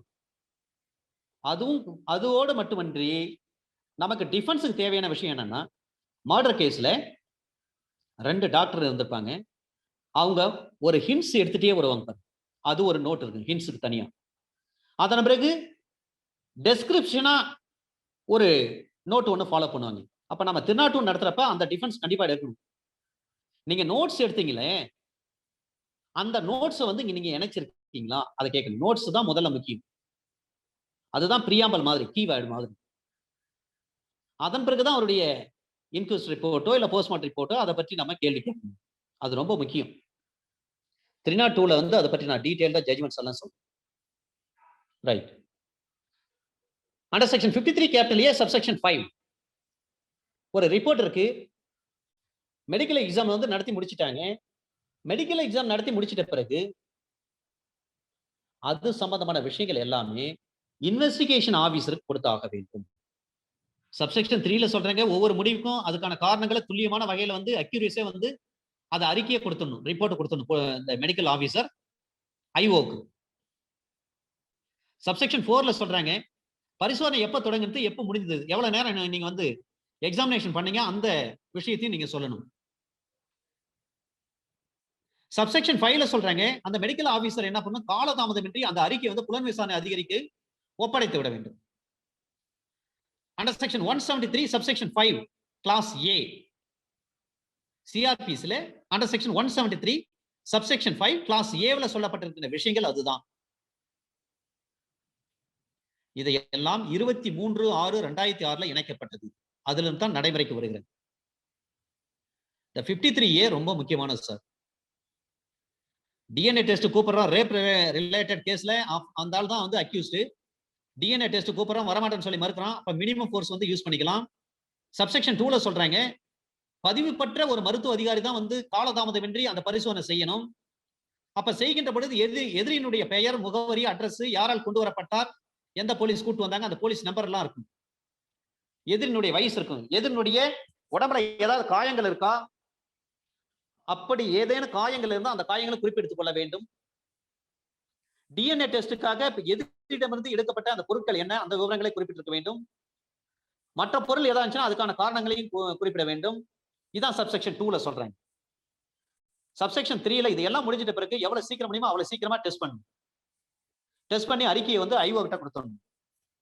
சப்செக்ஷன் 4ல சொல்றாங்க, அந்த பரிசோதனை டெஸ்ட் ஆரம்பிக்கிறாங்க ஒரு மெடிக்கல் ஆபீசர் சொன்னா எத்தனை மணிக்கு ஆரம்பிக்கிறாங்க, எத்தனை மணிக்கு முடிக்கிறாங்க, அந்த விவரங்களையும் துல்லியமா சொல்லணும். சப்செக்ஷன் 5ல சொல்றாங்க எல்லா டெஸ்ட் முடிஞ்சிட்ட பிறகு அதுக்கான எல்லா அறிக்கையும் என்ன பண்ணணும், ஐஓ கிட்ட ஒப்படைச்சணும். அந்த இன்வெஸ்டிகேஷன் ஆபீசருக்கு தெளிவாக அனுப்பிடுவது. இதான் அண்டர் செக்ஷன் 173 சப்செக்ஷன் 5 கிளாஸ் ஏல சொல்லப்பட்டிருக்கு. அந்த விஷயங்கள் தான் இங்க ஃபாலோ பண்ணணும் சப்செக்ஷன் 5. இந்த 53A வந்து கொஞ்சம் முக்கியமான சார், அதை பார்த்துக் கொள்ள வேண்டும். அண்டர் செக்ஷன் 54, இந்த 54 பொறுத்தவரை எக்ஸாம் பாயிண்ட் ஆஃப்க்கு யூஸ் ஆகாது. No use in exam. 54 examination arrested person by medical officer, அவ்வளவுதான். அண்டர் செக்ஷன் 55ல சொல்றாங்க ப்ரொசீஜர், அதை பற்றி சொல்றாங்க. 54 கேபிட்டல் ஏல ஐடென்டிஃபிகேஷன் ஆஃப் பர்சன் அரஸ்டட். ஒரு கைது செய்யப்பட்ட நபர் இருக்காருன்னா அவருடைய அடையாளங்களை குறித்து வைத்தல். இது 2005ல வந்து amendment. 54A to empower the court to direct specifically the holding of the identification of the arrested person at the request of the prosecution. prosecution தரப்புல இருந்து ரெக்வெஸ்ட் கொடுக்குறாங்கன்னு சொன்னா அதன் அடிப்படையில் அவர் வந்து அவருடைய அங்க அடையாளங்கள் எல்லாவற்றையும் குறிப்பாங்க. இது ஐடென்டிஃபிகேஷன் பிரிசனர்ஸ் ஆக்ட் ஒன்னு இருக்கு, அந்த ஆக்ட்ல நம்ம நடத்தினாதான் உங்களுக்கு இன்ட்ரெஸ்டா இருக்கு. இந்த 54A வந்து அவ்வளவு ஒரு முக்கியமான விஷயம். இதுல ஒரு கேஸ் லாஸும் சொல்லியிருக்காங்க. Necessary to facilitate a spectrographic examination. Sudhir Chaudhary versus state of NCT Delhi 2016ல வந்த ஒரு கேஸ். இந்த 54 கேபிட்டல் ஏவுக்கு ஒரு கேஸ் லாஸ். இதை கொஞ்சம் குறிச்சிங்க, டைம் இருந்தா எடுத்து படிச்சு பாருங்க. Sudhir Chaudhary versus state NCT. Sudhir Chaudhary versus state NCT Delhi. இது உங்களுக்கு டைம் இருந்தா எடுத்து படிச்சு பார்க்கலாம். இதுக்காக டைம் வேஸ்ட் பண்ணாதீங்க, ஜஸ்ட் தெரிஞ்சுக்கங்க. 2016 volume 8 SCC page number 307. Sudhir Chaudhary versus state of NCT 2016 volume 8 SCC page number 307. 307 சொன்னா attempt to commit murder. attempt murderன்னு சொல்லக்கூடாது, attempt to commit murder அப்படிதான் உச்சரிக்கணும் IPC. Right. Under section 55A health and safety of arrested person. ஒருத்தர் கைது பண்றான்னு சொன்னா அவருடைய health, அவருடைய பாதுகாப்பு. It shall be the duty of the person having the custody of an accused to take reasonable care of the health and safety of the accused. இது just தெரிஞ்சுனா போதும். சரிங்க. Under section 53A Indian evidence act எது கூட பொருத்தி பார்க்க வேண்டும்? ஏன்னா identification of person arrested அப்படின்னு சொல்றாங்க 54A. இந்த 54 கேபிட்டல் ஏல இந்தியன் எவிடன்ஸ் ஆக்ட் எந்த செக்ஷன்ல நம்ம ஃபிட் பண்ணி பார்க்கணும், இணைத்து பார்க்க வேண்டும்? யாராவது நம்ம குரூப்ல உள்ளவங்க பதில் சொல்ல முடியுங்களா சார்? சிஆர்பிஸ்ல அண்டர் செக்ஷன் 54A சொல்றாங்க. அதுல ஐடென்டிஃபிகேஷன் ஆஃப் பர்சன் அரஸ்டட், கைது செய்யப்பட்ட நபருடைய அடையாளங்களை ஐடென்டிஃபை பண்ணணும் அப்படின்னு சொல்லி under section 54 capital A of சிஆர்பிஸ்ல சொல்றாங்க. Section 9 of Indian evidence act. Excellent. Under section 9 of Indian evidence ஆக்ட்ல தான் சொல்றாங்க டெஸ்ட் டிப் என்று சொல்வார்கள். TIP TIP, test identification period. Test identification period அங்க வந்து செக்ஷன் 9 இந்தியன் எவிடன்ஸ் ஆக்ட் 1872ல சொல்றாங்க. டிப் பற்றி சொல்றாங்க, டெஸ்ட் ஐடென்டிஃபிகேஷன் பீரியட். அந்த பீரியட் எப்படி நடத்தணும் நான் பிறகு சொல்றேன். டம்மி எல்லாம் எங்க நிறுத்தி வைக்கணும், எத்தனை பேரை வச்சிருக்கணும், அவருடைய உயரங்கள் என்ன, அவருடைய நிறங்கள் என்ன, அதுக்கு யார் செய்ய முடியும், மேஜிஸ்ட்ரேட் எங்க வர முடியும், ஜெயில் அத்தாரிட்டி அதுக்கு என்னென்ன வேலைகள் செய்ய வேண்டும். செக்ஷன் 9 நம்ம இந்தியன் எவிடன்ஸ் ஆக்ட் படிக்கின்ற பொழுது பிரிசனர்ஸ் ஐடென்டிஃபிகேஷன் ஆக்ட்னு ஒன்று தனியா இருக்கு. அந்த ஆக்ட்ல என்ன சொல்லியிருக்காங்க, சிஆர்பிசி அண்டர் செக்ஷன் 54 கேபிட்டல் ஏல என்ன சொல்லியிருக்காங்க, Indian evidence act under section 9 test identification period TIP அதுல என்ன சொல்லப்பட்டிருக்கு, இது எல்லாத்தையும் நம்ம அனலைஸ் பண்ணி அப்படியே கோர் ரிலேட்டடா நான் அந்த மைனர் ஆக்ட் எடுக்கின்ற பொழுது நான் தெளிவாக சொல்றேன். ஏன்னா இப்ப அதை பற்றி பேச ஆரம்பிச்சா டைம் போயிடும். இந்த 53A 54A இருக்கு, 53A இருக்கு. இதுல ஒரு கேஸ் லாஸ் நான் ஒன்னு சொல்ல தவறிட்டேன். 53A ஒரு கேஸ் லாஸ் ஒன்று குறிச்சிங்க. இது 1962ல வந்த ஒரு வழக்கு. In the year of 1962, actress அஞ்சலி தேவி, நடிகை அஞ்சலி தேவி இருக்காங்க. நடிகை அஞ்சலி தேவி என்ன பண்றாங்கன்னா, ஒரு கார்ல சென்னையில ரோட்டு ஓரமா காரை நிறுத்திட்டு 2 பேர் என்ன பண்றாங்க, தண்ணி அடிக்கிறாங்க. தண்ணி அடிக்கிறாங்கன்னா குடிக்கிறாங்க. போலீஸ் அந்த வழியா வந்த போலீஸ் என்ன பண்றாங்க, அவங்கள பார்த்து அவங்க மேல கேஸ் போடுறாங்க. கேஸ் போடுறப்ப டிஃபென்ஸ் என்ன எடுக்கிறாங்க பாருங்க. போலீசாரால் கைப்பற்றப்பட்டது ஒரு டம்ளர். அந்த வழக்கில் ஒரே ஒரு டம்ளர் தான் கைப்பற்றாங்க. அப்ப நடிகை அஞ்சலி தேவிக்கு ஆஜரான டிஃபென்ஸ் லாயர் என்ன டிஃபென்ஸ் எடுத்தாருன்னா, ஒரு டம்ளர்ல எப்படி சார் 2 பேர் குடிக்க முடியும், இதுக்கு வாய்ப்பே கிடையாதுன்னு சொல்றாங்க. நீதிமன்றம் அதை ஏற்றுக்கொண்டு அந்த வழக்கில் விடுதலை செய்யும். அதுல ப்ராசிக்யூஷன்ல இன்னொரு ஃபெயிலியர், அந்த ஃபெயிலியர் ஆஃப் தி ப்ராசிக்யூஷன் என்னன்னு பார்த்தீங்கன்னா, நடிகை அஞ்சலி தேவியிடமிருந்து யூரின் டெஸ்ட் எடுக்கவில்லை. நடிகை அஞ்சலி தேவியிடமிருந்து பிளட் டெஸ்ட் எடுக்கவில்லை. ஏன்னா குடிக்கிறாங்கன்னு சொன்னா அந்த ஆல்கஹால் நம்ம உடம்புல போய் ரத்தத்துல கலந்துருக்கும். 1937 நீங்க Tamil Nadu prohibition act, Tamil Nadu bro act, இந்த ப்ரோ ஆக்ட் அண்டர் செக்ஷன் 1937ல நீங்க 41 கேபிட்டல் லேவ்ல நீங்க கேஸ் நடத்துறீங்கன்னு சொன்னா ரொம்ப யூஸ்ஃபுல்லா இருக்கும். அதெல்லாம் நான் சொல்றேன், நிறைய கேஸ்லஸ் எல்லாம் இருக்கு. சில நேரங்களில் பார்த்தீங்கன்னா குண்டாஸ் போட்டுருவாங்க. அந்த டிட்டனும் தொடர்ந்து கலாச்சாரம் விற்கிறாரு, 1க்கு 2 3 கேஸ் வந்துருச்சு அவர் பேர்ல, தொடர்ந்து அதையும் மீறி கலாச்சாரம் விற்கிறாருன்னு சொன்னா அப்ப அவர் குண்டா தடுப்பு சட்டத்துல உள்ள அடைச்சிருவாங்க. உள்ள அடைச்சிட்ட பிறகு அந்த குண்டாசை எப்படி உடைக்கிறது, அதுக்கு பீரியட் என்ன, எத்தனை கேஸ் இருந்தா குண்டா சட்டத்துல போட முடியும். ஏன்னா குறைஞ்சது 4 கேஸ் இருக்கணும். ஆனா இப்போ ஒரு கேஸ் இருந்தாலும் போதுன்னு சொன்னாங்க. ஏன்னா ரிகரஸ் ஃபார்மா இருக்கும் பட்சத்துல, ஃபெலோனியாக இருக்கும் பட்சத்துல ஒரு கேஸ் இருந்தா போதுன்னு சொல்லியிருக்காங்க. அப்ப 41 கேபிட்டல் லேவ்ல குண்டாஸ்ல இருக்காரு, குண்டாசை உடைக்கிற முதல்ல நமக்கு குவாஷ் பண்ணும். அப்ப ஹைகோர்ட்டுக்கு என்ன பண்ணணும்னா ஹெச்சி போடுவாங்க, ஹேபியஸ் கார்பஸ் போடணும். ஹெச்சி நம்ம ஃபைல் பண்ணி ரிட் ஆஃப் ஹேபியஸ் கார்பஸ் போட்டு அங்க குண்டாசை உடைக்கணும். அதன் பிறகு செஷன்ஸ் கோர்ட்டுக்கு வந்து என்ன பண்ணணும், பெயில் எடுக்கணும். பெயில் எடுத்த பிறகு ஏஎஸ்ஜே கோர்ட் தான் கேஸை நடத்துவாங்க, அசிஸ்டன்ட் செஷன்ஸ் கோர்ட் தான் கேஸ் நடத்துவாங்க. அந்த கேஸ்ல நாம எடுக்க வேண்டிய டிஃபென்ஸ் என்ன, நான் ப்ரோ ஆக்ட் சொல்றப்ப இந்த விஷயங்கள்லாம் உங்களுக்கு சேர்த்து சொல்றேன், இன்ட்ரெஸ்டா இருக்கும். அட்ரோபின் அளவு என்ன அதெல்லாம் நான் சொல்றேன். ரைட். இந்த under section 53 capital A of சிஆர்பிஸ்ல சொல்றாங்க, அஞ்சலி தேவி வழக்கு 1962 நடந்த ஒரு வழக்கு. ரோட்டு வாரத்துல கார் மேல உட்காந்துட்டு 2 பேர் குடிக்கிறாங்க. அஞ்சலி தேவியும் இன்னொருத்தரும் குடிக்கிறாரு. அந்த வழியா அந்த போலீஸ் ஆபீசர் என்ன பண்றாரு, நடிகை அஞ்சலி தேவி மேல கேஸ் போடுறாங்க. கேஸ் போட்டு கோர்ட்டுக்கு வருது, டிஃபென்ஸ் எடுக்கிறாங்க. டிஃபென்ஸ் எடுக்கிறப்ப ஒரு டம்ளர்ல எப்படிங்க 2 பேர் குடிக்க முடியும்? போலீசாரால் கைப்பற்றப்பட்டது அரசு தரப்பில் ஒரே ஒரு டம்ளர் தான் மார்க் பண்ணு. அவ்வாறு இருக்கும் பட்சத்துல 2 பேர் எப்படி குடிக்க முடியும்? இந்த ஒரு கேள்வி வருது. அது மட்டுமல்ல, அந்த வழக்குல அந்த நடிகை அஞ்சலி தேவியினுடைய யூரின் டெஸ்ட் பண்ணல, அவங்களுக்கு பிளட் டெஸ்டும் பண்ணல. எனவே நிரூபிக்க வேண்டிய ப்ராசிக்யூஷன் ஃபெயிலியர் ஆயிடும். முதல்ல அவங்க 2 பேரும் பொது இடத்துல கார் மேல உட்கார்ந்து குடிச்சாங்களா இல்லையா அதான் கேள்வி. ப்ராசிக்யூஷன் தரப்புல குடிச்சாங்கன்னு சொல்றாங்க. அப்ப அவங்க குடிச்சாங்க, உங்க உடம்புல வந்து ஆல்கஹால் வந்து கலந்துருக்குன்னா நீங்க என்ன பண்ணிருக்கணும், அவங்கள கூட்டு போயிட்டு மெடிக்கல் பிராக்டிஷனர் கவர்மெண்ட் ஜிஹெச்ல டாக்டர்கிட்ட காட்டி அவங்க உடம்புல எந்த அளவுக்கு வந்து ஆல்கஹால் வந்து கலந்துருக்குதுன்னு சொல்லிட்டு நீங்க என்ன பண்ணணும், டெஸ்ட் பண்ணிருக்கணும். டெஸ்ட் பண்ணாம தவறிட்டீங்க. அவங்க பிளட்டையாவது டெஸ்ட் பண்ணிருக்கணும், அதையும் தவறிட்டீங்க. அப்ப கேஸே வந்து ஃபேட்டல். ஒரு டம்ளர் தான் கொண்டு வந்திருக்கீங்க, இன்னொரு டம்ளர் எங்க டம்ளர் இல்ல, ஒரே ஒரு டம்ளர்ல எப்படி 2 பேர் குடிக்க முடியும் அப்படின்னு சொல்லிட்டு இந்த வழக்குல விடுதலை பண்றோம்.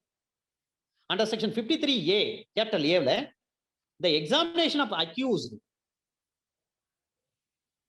examination of accused ன்னு வருதுங்க. 53 கேபிட்டல் ஏ வந்து ரேப் ரிலேட்டட் விஷயம். 53ல தான் இந்த கேஸ் நீங்க அஞ்சலி தேவி வழக்கை நீங்க மறக்க. ஒருத்தர் எக்ஸாம் பண்றீங்கன்னா குடிச்சிட்டு இருக்காரு அப்படின்னு சொல்றீங்கன்னா யூரின் டெஸ்ட், பிளட் டெஸ்ட் கண்டிப்பா முக்கியம். உடம்புல எந்த அளவுக்கு ஆல்கஹால் வந்து பர்மிட் பண்ணிருக்காங்க, 30% ஆல்கஹால் வந்து பர்மிட்டட். கான்ஸ்டிடியூஷன்ல எந்த இடத்துல இதை பற்றி சொல்லப்பட்டிருக்குன்னா பிறகு நான் இதை பற்றி நான் தெளிவா சொல்றேன். ஏன்னா நீங்க ட்ரக்குக்கு யூஸ் பண்றீங்கன்னு சொன்னா அந்த ட்ரக் எந்த அளவுக்கு யூஸ் பண்ண முடியும், அது மருந்து தயாரிக்க பயன்படுத்துகின்ற விஷயமாக இருக்கும் பட்சத்தில் போதை வஸ்துகளை ஒரு குறிப்பிட்ட அளவு நீங்கள் பயன்படுத்தி கொள்ளலாம் அப்படின்னு இந்திய அரசியலமைப்பு சட்டத்துல எந்த ஆர்டிகல்ல சொல்லப்பட்டிருக்கு? யாரோ சொல்ல முடியுங்களா சார்? டைரக்டா பார்த்துட்டு கூட நீங்க சொல்லலாம், ஒன்னும் தப்பு. ஒரு போதை வஸ்துக்கள் இருக்கு, மருந்து தயாரிக்கிறோம், மருந்து தயாரிக்க அந்த போதை வஸ்துக்கள் தேவைப்படுது. அப்ப அதை வந்து பயன்படுத்தலாம் அப்படின்னு சொல்லி இந்திய அரசியலமைப்பு சட்டத்துல எந்த இடத்துல சொல்லப்பட்டிருக்கு? ஏன்னா லாஸ்ட் டிஜேல வந்து கேள்வி கேட்டிருந்தாங்க, அற்புதமான கேள்வி பிரிலிமினரி எக்ஸாம்ல. ஆர்பிட்ரேஷன் ப்ரொசீடிங்ஸ் வந்து நீங்க கான்ஸ்டிடியூஷன் ஆஃப் இந்தியாவில் எந்த இடத்துல சொல்லப்பட்டிருக்கு அப்படின்னு அருமையான கேள்வி கேட்டாங்க. ஆர்பிட்ரேஷனை நீங்க பாத்துக்கணும். அட் த சேம் டைம் கான்ட்ராக்டும் இந்தியன் கான்ஸ்டிடியூஷன் ஆஃப் இந்தியாவில் எந்த இடத்துல சொல்லப்பட்டிருக்கு அதையும் நீங்க பார்க்கணும். 51ல கடைசியா டீல சொல்லப்பட்டிருக்கு கான்ஸ்டிடியூஷன் ஆஃப் இந்தியாவில் அண்டர் ஆர்டிகல் 51 கடைசியா டீல். அதே போல 299 அண்டர் ஆர்டிகல் 299ல கான்ட்ராக்டை பத்தி சொல்லியிருக்காங்க. கேள்விகள் இப்படிதான் சார் கேட்கறாங்க, ரொம்ப நுணுக்கமான விஷயங்கள் கேட்கறாங்க. அதனால நம்ம வந்து அக்யூரியஸே படிக்கணும், துல்லியமாக படிக்க வேண்டும். Right. Under section 54 capital A வந்து நாம படிக்கின்ற பொழுது டிப்பையும் சேர்த்து பார்க்க வேண்டும். Indian evidence act under section 9 TIP test identification parade அதையும் பார்க்க வேண்டும். Sir right. Under section 55 procedure when police officer deputes subordinate to arrest without warrant. காவல் அலுவலர் பிடி கட்டளையின்றி கைது செய்ய தமக்கு கீழ் நிலையில் உள்ளவரை அனுப்பி வைக்கும் போது என்ன நடைமுறையை ஃபாலோ பண்ணணும்? நாம் ஏற்கனவே பார்த்திருக்கிறோம். அண்டர் செக்ஷன் 36ல சொல்லப்பட்டிருக்கின்ற ஒரு விஷயம்.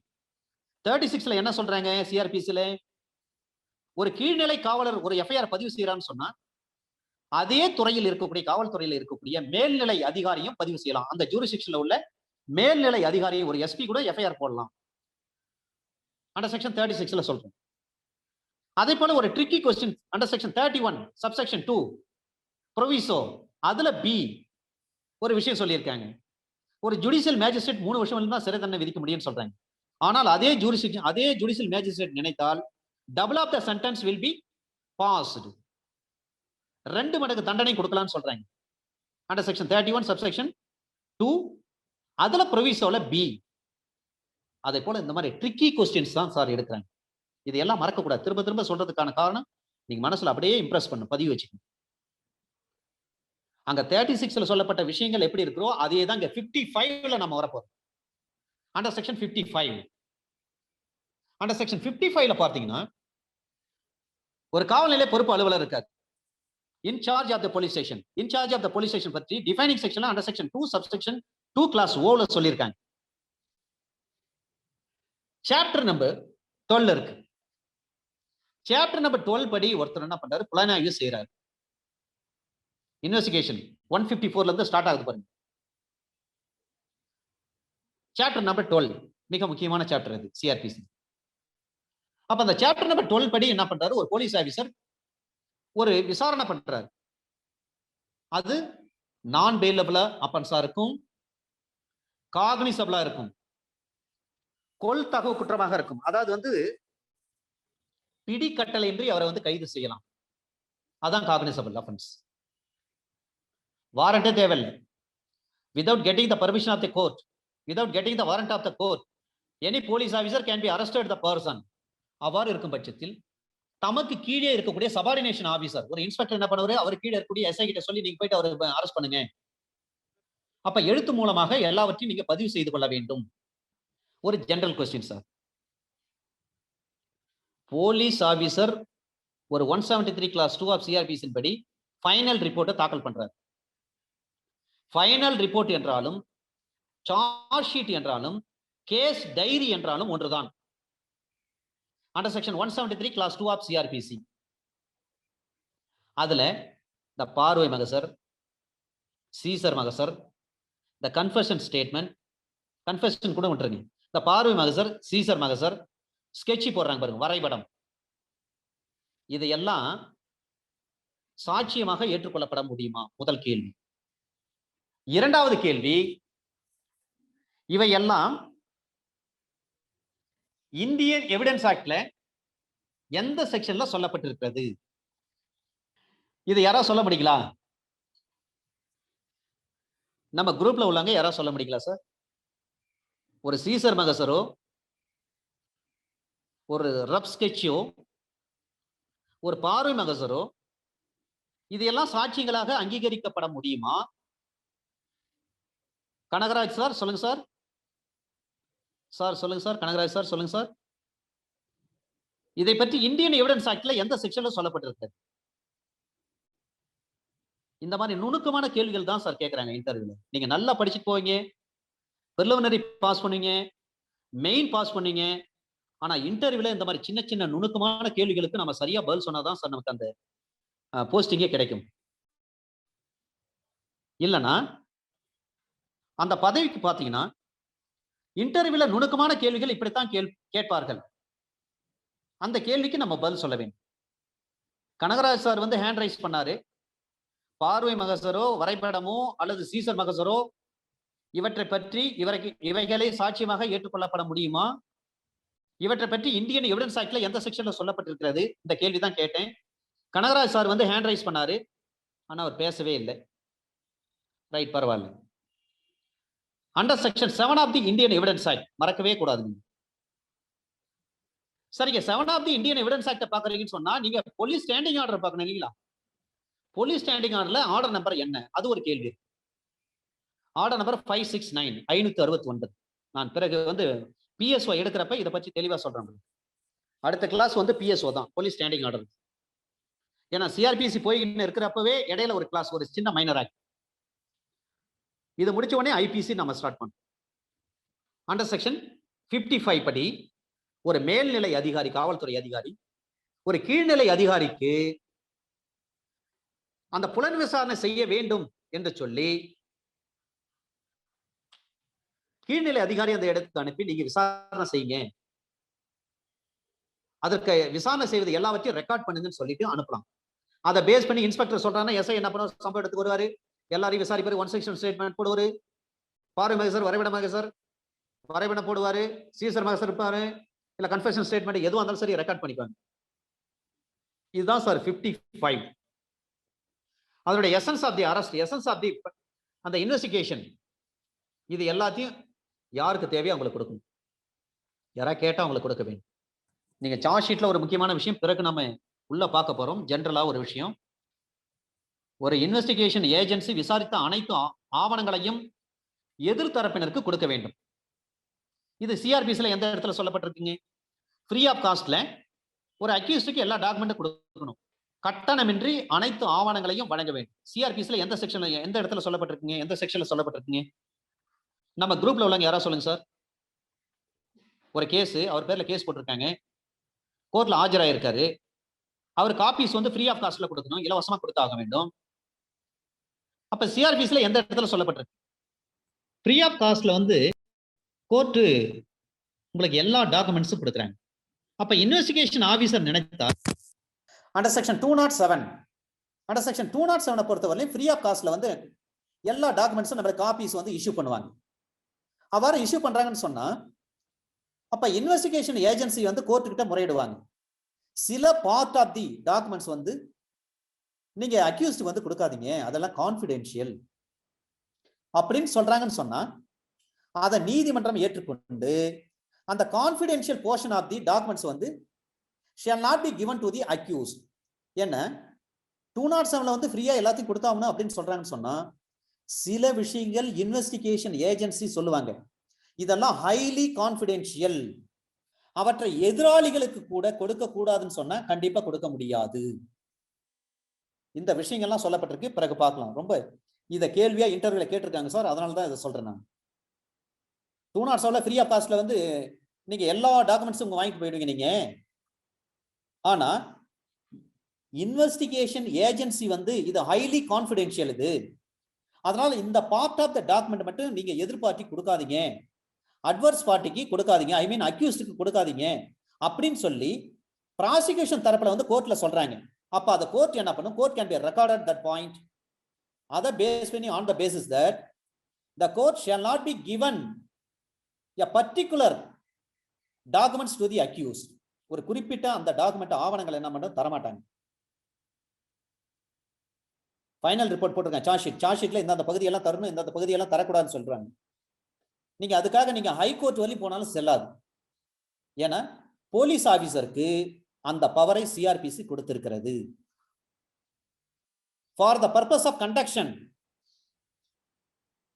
ஆஃப் தி ப்ராசிக்யூஷன், அதுக்காக தான். இதை ஜென்ரலா தெரிஞ்சுக்கேன். அண்டர் செக்ஷன் 55A பார்த்தாச்சுங்க, health and safety of the arrested person பார்த்தாச்சுங்க. செக்ஷன் 56 ஒருத்தர் வந்து கைது பண்றாங்கன்னு சொன்னா, a person arrested to be taken before magistrate or officer in charge of the police station. ஒருத்தர் கைது செய்யப்பட்ட பிறகு உடனே என்ன பண்ணும்? மேஜிஸ்ட்ரேட் கிட்ட ஒப்படைக்கணும். அப்படி இல்லை incharge of the police station யாரோ அவங்க கிட்ட தான் ஒப்படைக்கணும். அதனால தான் போலீஸ் ஸ்டேஷன் போனீங்கன்னா பார்த்தீங்கன்னா யாராவது கைது பண்ணாங்கன்னா அன்றைக்கு யார் incharge of the police station அவங்க கிட்ட உள்ள உட்கார, அவர்கிட்ட சார்ட்ட போயிட்டு உட்கார அப்படின்னு சொல்லுவாங்க அந்த அரஸ்டட் பர்சன். இந்த 56ல ஒரு விஷயம் இருக்கு sir. Incharge of the police station கிட்ட தான் ஒப்படைக்கிறாங்க, அவர் தான் பார்த்துக்குவாரு அப்படின்னு சொல்றோம். ஓகே, சில நேரங்கள்ல ஒரு போலீஸ் ஆஃபீஸர் விசாரிக்கிறார். நாம என்ன பண்ணுவோம்? நார்மலா சிவில் கேஸோ கிரிமினல் கேஸோ ஒரு கோர்ட்ல விசாரிக்கிறாங்க. அந்த கோர்ட்ல விசாரிக்கின்ற பொழுது இந்த கோர்ட்ல விசாரிச்சா எனக்கு நியாயம் கிடைக்காது, இந்த கோர்ட்டின் மீது எனக்கு நம்பிக்கை இல்லை அப்படின்னு சொல்லிட்டு நாம என்ன பண்ண முடியும்? டிரான்ஸ்பர் பெட்டிஷன் போடுவாங்க சில பேர். அதை போலவே இந்த போலீஸ் ஆபீசர் விசாரிச்சார்னா எனக்கு நியாயம் கிடைக்காது, எனவே வேற போலீஸ் ஆபீசர் விசாரிக்கணும். தமிழ்நாடு போலீஸ் விசாரிக்கிறாங்க, நியாயம் கிடைக்கல, தமிழ்நாட்டில் இருக்கிற சிபிசிஐடி விசாரிக்கணும்னு சொல்லி ஒரு மனு போடுறாங்கன்னா அது ஏற்றுக்கொள்ளப்பட முடியும். சிபிசிஐடி மேல எனக்கு நம்பிக்கை இல்லைங்க, சிபிஐ தான் வேணும் அப்படின்னு கேட்கிறாங்க. அப்ப அதுக்கும் உத்தரவு போட முடியும். இதுல ஒரு கேள்வி, ஒரு ஜுடிஷியல் மேஜிஸ்ட்ரேட் ஒரு பாஸ்போர்ட்டை முடக்கி வைக்க முடியுமா? முடக்கி வைக்க முடியாது. இப்ப லேட்டஸ்ட் ஜட்ஜ்மெண்ட்.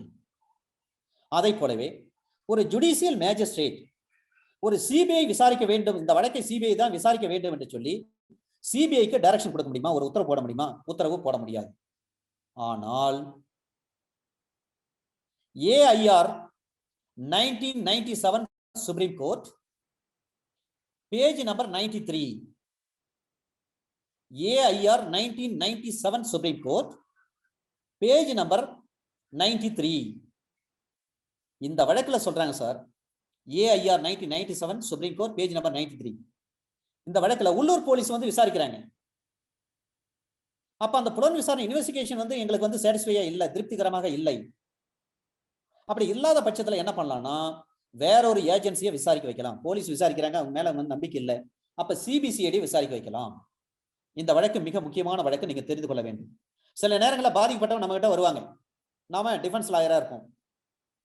அந்த விக்டிம் வந்து சார் இந்த மாதிரி இந்த போலீஸ் தான் விசாரிக்கிறாங்க, ஆனா எங்களுக்கு கொஞ்சம் கூட திருப்தி இல்லை சார், இந்த கேஸை வேற போலீஸ் விசாரிச்சா தான் நல்லா இருக்கும், நீங்க கோர்ட்ல இருந்து ஒரு உத்தரவு வாங்கி கொடுங்க அப்படின்னு சொல்லுவாங்க. அப்ப நம்ம என்ன பண்ணலாம்? இந்த சைட்டேஷன் படி ஜுடிஷியல் மேஜிஸ்ட்ரேட் கோர்ட்லயே நம்ம பெட்டிஷன் போட முடியும். சில பேர் வசதியான நபர் இருப்பாங்க, ஹைகோர்ட்ல டைரக்ஷன் வேணா ஹைகோர்ட்ல போட்டு நம்ம டைரக்ஷன் வாங்குவோம். நார்மல் போலீஸ் விசாரிக்கிறாங்க, அது எங்களுக்கு திருப்தி இல்லைங்க, அப்ப சிபிசிஐடி விசாரிக்கணுங்க, அதை செய்யலாம். இல்லைங்க சிபிஐ விசாரிக்கணும், அப்ப ஹைகோர்ட்டு தான் போகணும். ஏன்னா ஜுடிஷியல் மேஜிஸ்ட்ரேட்டுக்கு அந்த அதிகாரம் கிடையாது. சிபிஐக்கு உத்தரவு போடக்கூடிய அதிகாரம் ஜேஎம்க்கு கிடையாது. அதுக்கு முன்னாடி இருந்தது, இப்ப கிடையாது. AIR 1997 Supreme Court page number 93 under section 57, very very important section sir இது. இந்த 57ல கண்டிப்பா क्वेश्चन வரும். ஒரு நபரை கைது பண்றாங்கன்னு சொன்னா கைது செய்யப்பட்ட பிறகு 24 மணி நேரத்திற்குள்ளாக நியரஸ்ட் மேஜிஸ்ட்ரேட் யாரோ அவங்க கிட்ட கொண்டு போயிட்டு ப்ரொடியூஸ் பண்ணணும், ஒப்படைக்கணும். அந்த 24 மணி நேரத்துல ஒப்படைக்கலனா அது இல்லீகல் அரெஸ்ட்.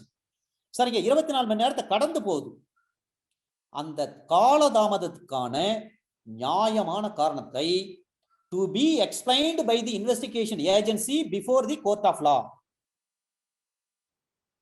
குற்றவியல் நீதித்துறை நடுவரிடம் அல்லது எந்த நீதிபதி கிட்ட ஒப்படைக்கிறாங்களோ ப்ரொடியூஸ் பண்றாங்களோ அந்த நீதிபதியிடம் 24 மணி நேரத்திற்குள்ளாக இவரை நாங்கள் நீதிமன்றத்தில் ஒப்படைக்க முடியாததற்கான காரணம் இதுதான் என்று சொல்லி அந்த நியாயமான காரணத்தை எழுத்துப்பூர்வமாக தெரிவிக்க வேண்டும், அல்லது வாய்மொழியாக கூட தெரிவிக்கலாம். ஆனா காரணம் நியாயமா இருக்கணும்.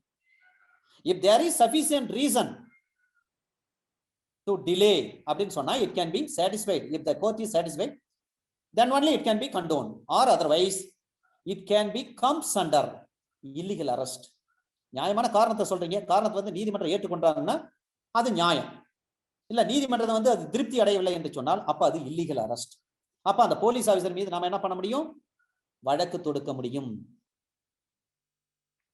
அண்டர் செக்ஷன் 57 பாத்தீங்கன்னா person arrested not to be detained more than 24 hours. கைது பண்ணி இப்ப 24 மணி நேரத்துக்கு மேல நீங்க போலீஸ் ஸ்டேஷன்ல வச்சிட்டு இருக்க முடியாது, உங்களுக்கு அந்த அதிகாரம் கிடையாது. அப்ப அவர் என்ன செய்யணும், அந்த கைது செய்யப்பட்ட நபரை கொண்டு வந்து அருகாமையில் இருக்கக்கூடிய நீதிமன்றத்திடம் ஒப்படைக்க வேண்டும். அண்டர் செக்ஷன் 167 படி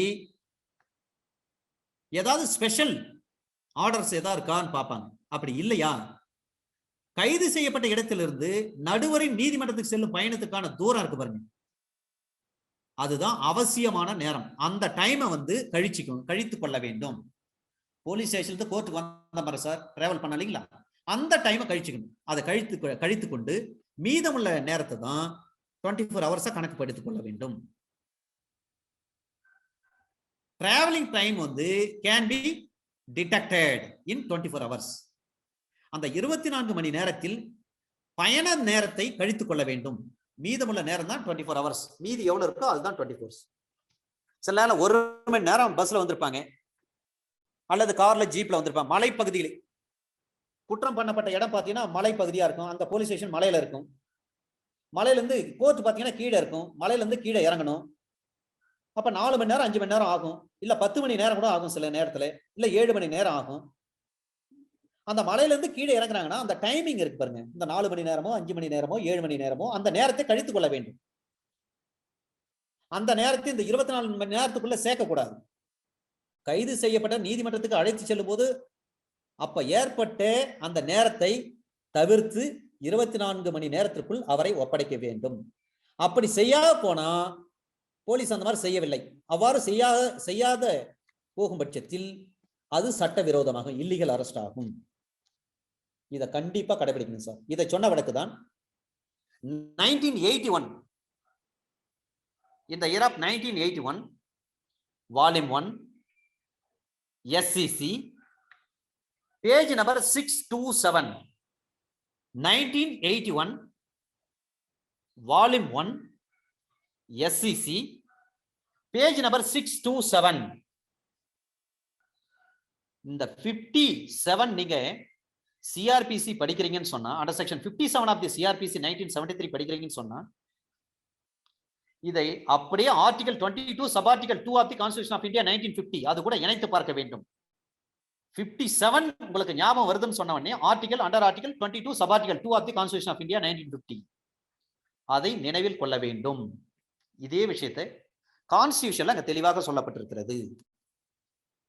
எந்த ஒரு சட்டமாக இருந்தாலும் சரி, பேரண்ட் ஆக்ட் எதுன்னு பாத்தீங்கன்னா, மதர் லா எதுன்னு பாத்தீங்கன்னா, தாய் சட்டம் கான்ஸ்டிடியூஷன் ஆஃப் இந்தியா தான். அதுல சொல்லப்பட்டிருக்கின்ற விஷயங்களை ஃபாலோ பண்ணித்தான் எந்த ஒரு சட்டமாக இயற்ற முடியும். ரைட். அண்டர் செக்ஷன் 57ல கண்டிப்பா கேள்வி இருக்கும் sir. 1981 volume 1 SCC page number 627. 24 மணி நேரத்துக்குள்ள வர்ற பயண நேரத்தையும் கழிச்சிட்டோம். அதன் பிறகு 24 மணி நேரம், அந்த 24 மணி நேரத்துக்குள்ள கொண்டு வந்து ஒப்படைக்கல கோர்ட்ல அப்படின்னு சொன்னா அது இல்லீகல் அரெஸ்ட். இதை சொன்ன வழக்கு தான் 1981 volume 1 SCC page number 627. Under section 59, discharge a person apprehended, கைது செய்யப்பட்டவர் விடுவிக்கப்படுதல். ஒரு போலீஸ் ஆபீசர் வந்து ஒருத்தர் வந்து கைது பண்றாரு. கைது பண்ணா அவர் சொந்த ஜாமீன்லையும் போகலாம். ஜாமீன்தார் கொடுக்கிறாரு, ஜாமீன்தார் இருந்தாலும் போகலாம், இல்லாவிட்டாலும் போகலாம். ஓன் பெயில்ல விடுறாங்க பாருங்க. ஏன்னா ஒரு நடுவரினுடைய ஸ்பெஷல் ஆர்டர் இருக்கும் பட்சத்தில் அவரை விடலாம். அவர் ஸ்பெஷல் ஆர்டர் எதுவுமே போடலன்னா விடுவிக்க வேண்டிய அவசியம் கிடையாது. ஏனென்று சொன்னால், ஒரு பெயிலபிள் அஃபென்ஸ் உள்ள ஒரு சம்பவம், நான் காக்னிசபிள், கைது செய்யக்கூடாத ஒரு குற்றம், பிணையில் விடக்கூடிய குற்றம், கைது செய்யக்கூடாத ஒரு குற்றம், நான் காக்னிசபிள். இது போன்ற சூழ்நிலை அவர் வந்து அரெஸ்ட் பண்ணி கொண்டு வராங்க. அப்ப என்ன செய்யலாம்? அவர் வந்து ஓன் பெயிலே விடலாம். அப்படி இல்லை, யாராவது ஒரு ஜாமீன்தார், ஒரு ஜாமீன்தாரோ 2 பேர் ஜாமீன்தார் கொடுத்தாங்கன்னா அவரை விடலாம். இதுதான் அண்டர் செக்ஷன் 59. அண்டர் செக்ஷன் 60, ஒருத்தர் அரெஸ்ட் பண்ண போறோம், போலீஸ் பிடியிலிருந்து தப்பிச்சு ஓடுறாரு, அப்படி தப்பித்து ஓடுகின்ற பொழுது அவரை துரத்தி சென்று பிடிக்கலாம். சிஆர்பிஸ்ல ஒரு இடத்துல சொல்லப்பட்டிருக்கு, இந்தியாவில் எந்த மூளை முடுக்கு வேணாலும் சரி துரத்தி சென்று பிடிக்கலாம். அது எந்த செக்ஷன்ல சொல்லப்பட்டிருக்குங்க? ஒருத்தர் கைது பண்றாங்கன்னு சொன்னா அவர் இந்தியாவில் எந்த இடத்துல இருந்தாலும் சரி அவரை போயிட்டு அங்கேயே போயிட்டு கைது பண்ணலாம். சிஆர்பிஸ்ல எந்த செக்ஷன்ல சொல்லப்பட்டிருக்கிறது? Under section 48 of the CrPC. அதுல தெளிவாக ஒரு நபரை கைது பண்ணணும்னு சொன்னா அவர் இந்தியாவில் எந்த மூலை முடுக்கு போனாலும் சரி அவரை கைது. அதை போலவே தான் 48 நீங்க படிக்கிறீங்கன்னா அதை இணைத்து செக்ஷன் 16 நீங்க சேர்த்து பார்க்கணும்.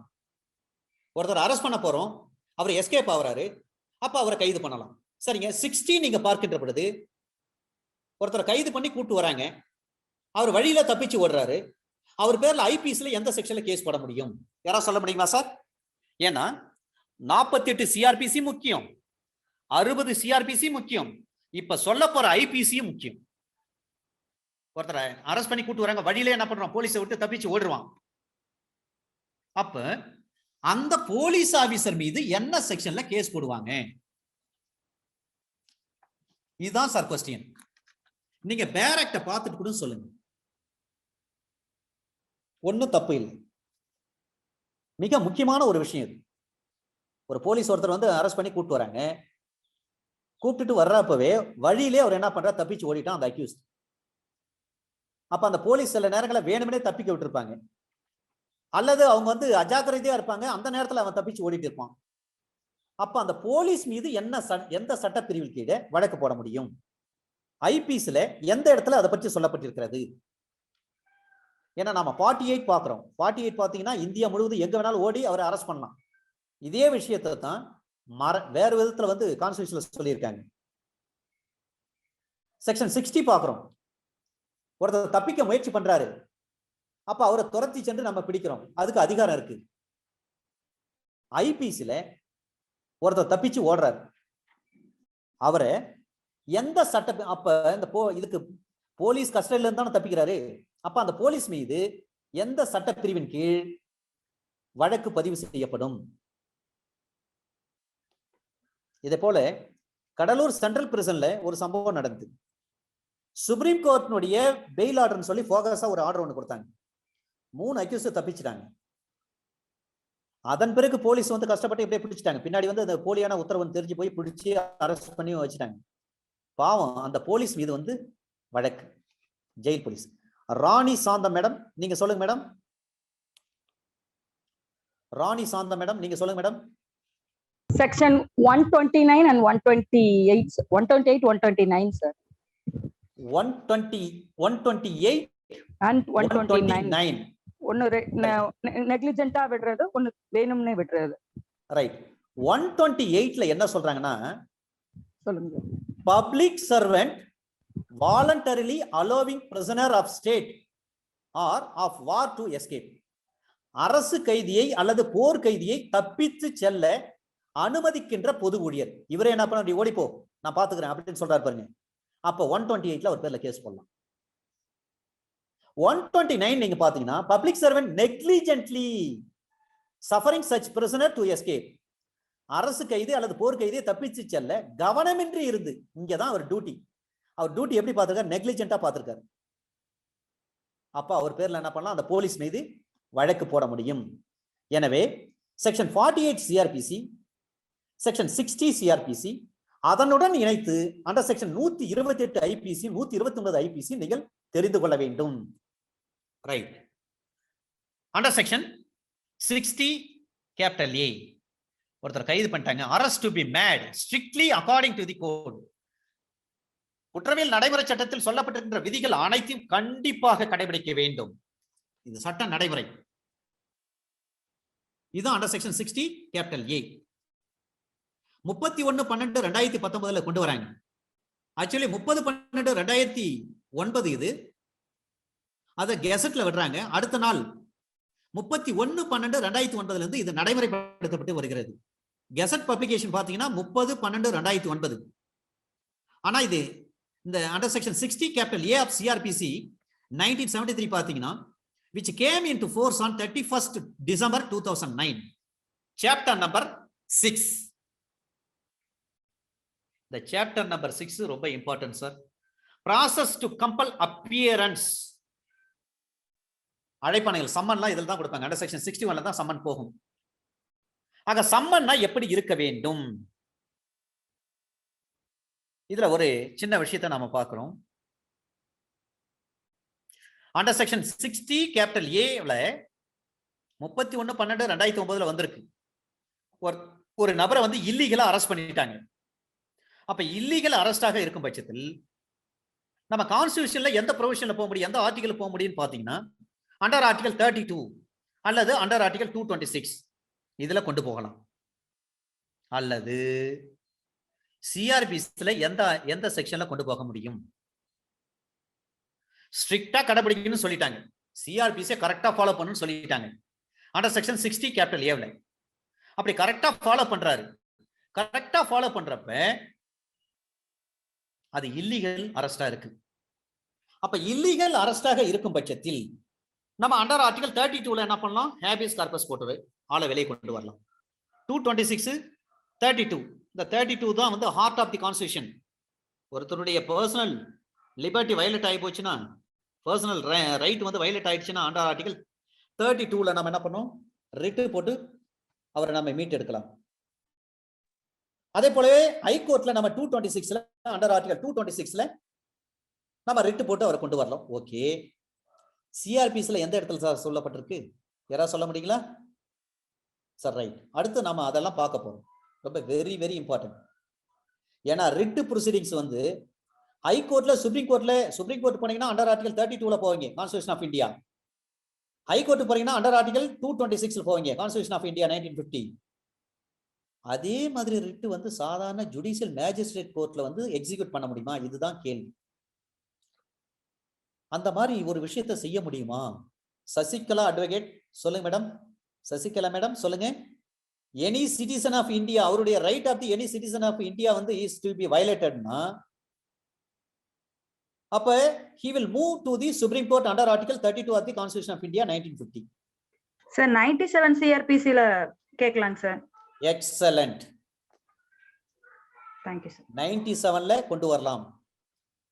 அதே 98ல ஒரு பெண்ணாக இருக்கும் பட்சத்தில், ஒரு குழந்தையாக இருக்கும் பட்சத்தில் 98 சிஆர்பிஸ்ல கொண்டு வரலாம். ஜுடிஷியல் மேஜிஸ்ட்ரேட் கோர்ட்ல இந்த பெட்டிஷன் போடலாம் சார். நான் நிறைய போட்டிருக்கேன். அப்ப ஜேஎம்ல கேட்பாங்க, உங்களுக்கு விளக்கத்தை நம்ம சொல்லணும். 97 சிஆர்பிசி பெட்டிஷன் நீங்க வந்து ஜுடிஷியல் மேஜிஸ்ட்ரேட் கோர்ட்ல போடுறீங்கன்னு சொன்னா இது மோரார்லஸ் ஈக்குவல் டு ரிட்டுக்கான ஒரு வேல்யூ தான் சார். இது 24 ஹவர்ஸ்ல அவங்களை கொண்டு வரணும், ப்ரொடியூஸ் பண்ண சொல்லுங்க, உத்தரவு போடுங்க, நீங்க சர்ச் பண்ணி கொண்டு வாங்க. ஒரு பாதிக்கப்பட்ட பெண்ணு சொல்றாங்க, என் கணவரை போலீஸ் ஒரு கேஸுக்கு விசாரிக்கணும்னு சொல்லி கூட்டு போனாங்க, இதுவரையும் அனுப்பவே மாட்டாங்க, போலீஸ் ஸ்டேஷன் போனாலும் உள்ள விட மாட்டாங்க, அவர் உயிரோட இருக்காரா இல்லையான்னு தெரியல. அப்ப அந்த பாதிக்கப்பட்ட பெண்மணி என்ன பண்ணுவாங்க? அண்டர் செக்ஷன் 97 சிஆர்பிசி படி என்ன பண்ணணும்? ஜுடிஷியல் மேஜிஸ்ட்ரேட் கோர்ட்ல ஒரு பெட்டிஷன் போடணும். பெட்டிஷன் போட்டவனே ஆட்டோமேட்டிக்கா ஆர்டர் பாஸ் பண்ணுவார் ஜேஎம். அந்த போலீஸ் ஸ்டேஷன் போயிட்டு சர்ச் பண்ணி அந்த ஆள் இருந்தாலும் ஆளை கொண்டு வந்து கோர்ட்ல ஒப்படைங்கன்னு சொல்லணும். ரிட்டிலே அதுதான் சார் சொல்றாங்க. 226ல ஹேபியஸ் கார்பஸ் போடுறீங்கன்னா என்ன சொல்றாங்க? அதான சொல்றாங்க. 32 போடுறீங்களா? அதான சொல்றாங்க சுப்ரீம் கோர்ட்ல. இதை தான் சார் சிஆர்பிஸ்லயும் சொல்லியிருக்காங்க. இந்த விஷயத்தை நம்ம வந்து எக்ஸிக்யூட் பண்ணணும், இதை நடைமுறைப்படுத்தணும், நம்ம அனுபவிக்கணும், இதெல்லாம் பெட்டிஷன் போடணும். சில பேர் சொல்லுவான், நான் காதலிச்சேன், தாலி கட்டிட்டேன், இந்த நேரத்துல வந்து என் மனைவி வந்து பெண் வீட்டுக்காரங்க வந்து அழைச்சிட்டு போய் அவங்க வீட்டுல வச்சிருக்காங்க, போனா எங்களை விட மாட்டாங்க, பார்க்க முடியல, என் மனைவி மீட்டு எடுக்கணும். அப்ப 98 சிஆர்பிஸ்ல பெட்டிஷன் போடுங்க சார் ஜுடிஷியல் மேஜிஸ்ட்ரேட் கோர்ட்ல. கணவன் மனைவிக்குள்ள பிரச்சனை, என் குழந்தை வந்து இவர் வந்து ஒப்படைக்க மாட்டாரு, குழந்தை பார்க்க போனா என் வீட்டுக்கார குழந்தைல பிடிச்சி வச்சுன்னு பார்க்க விட மாட்டாரு, ஒரு தாய் வந்து கதறாங்க, அழுகுறாங்க, நம்ம என்ன பண்ண முடியும்? அண்டர் செக்ஷன் 98 சிஆர்பிஸ்ல பெட்டிஷன் போடணும், பிள்ளையை பார்க்கறதுக்கு அனுமதிக்கணும்.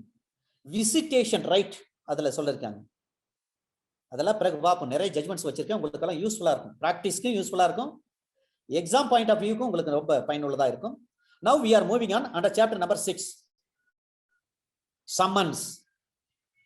இந்த சம்மன்ஸை பொறுத்தவரை அண்டர் செக்ஷன் 61ல தான் சொல்றாங்க. நம்ம ஏற்கனவே police notice under section 41 capital A பார்த்திருக்கிறோம். இங்க 61ல சம்மன் பார்க்கிறோம். பிறகு 161 போடுவாங்க. அதுலயும் சில விஷயங்கள் இருக்கு, அதை பிறகு பார்ப்போம். 160M சாப்டர் நம்பர் 61 படி ஒரு நபருக்கு சம்மன் அனுப்பணும். அந்த சம்மன் எப்படி இருக்க வேண்டும் அதை பார்க்க வேண்டும்.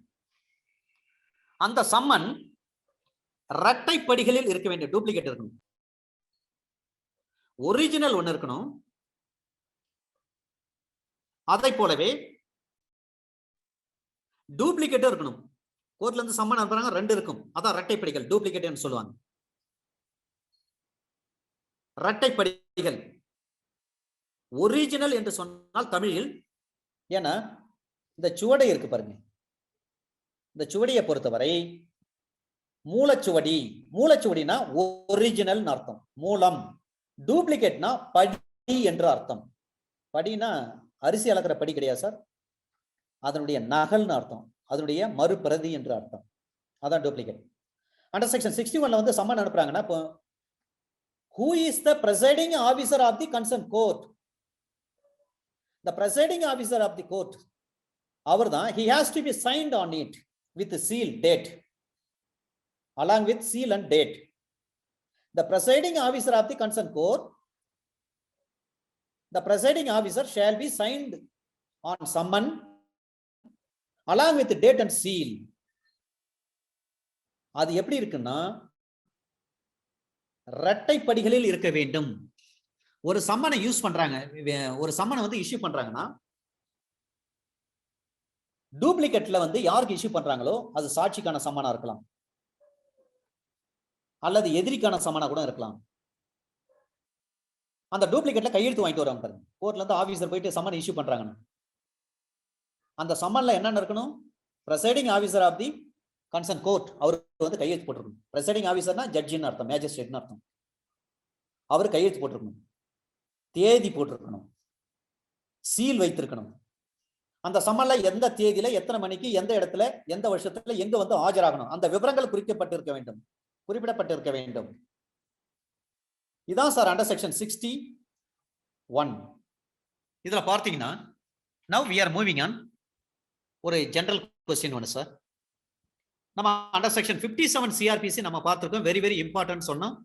24 ஹவர்ஸ்ல அவர் கொண்டு வந்து ஒப்படைக்கணும்னு சொன்னோம். இதே 57 ஐபிசி பார்த்தீங்கன்னா கால்குலேஷன் ஃபார் லைஃப் இம்ப்ரிசன்மெண்ட் பற்றி சொல்லியிருப்பாங்க. அது நீங்க ஜெனரலா தெரிஞ்சுங்க.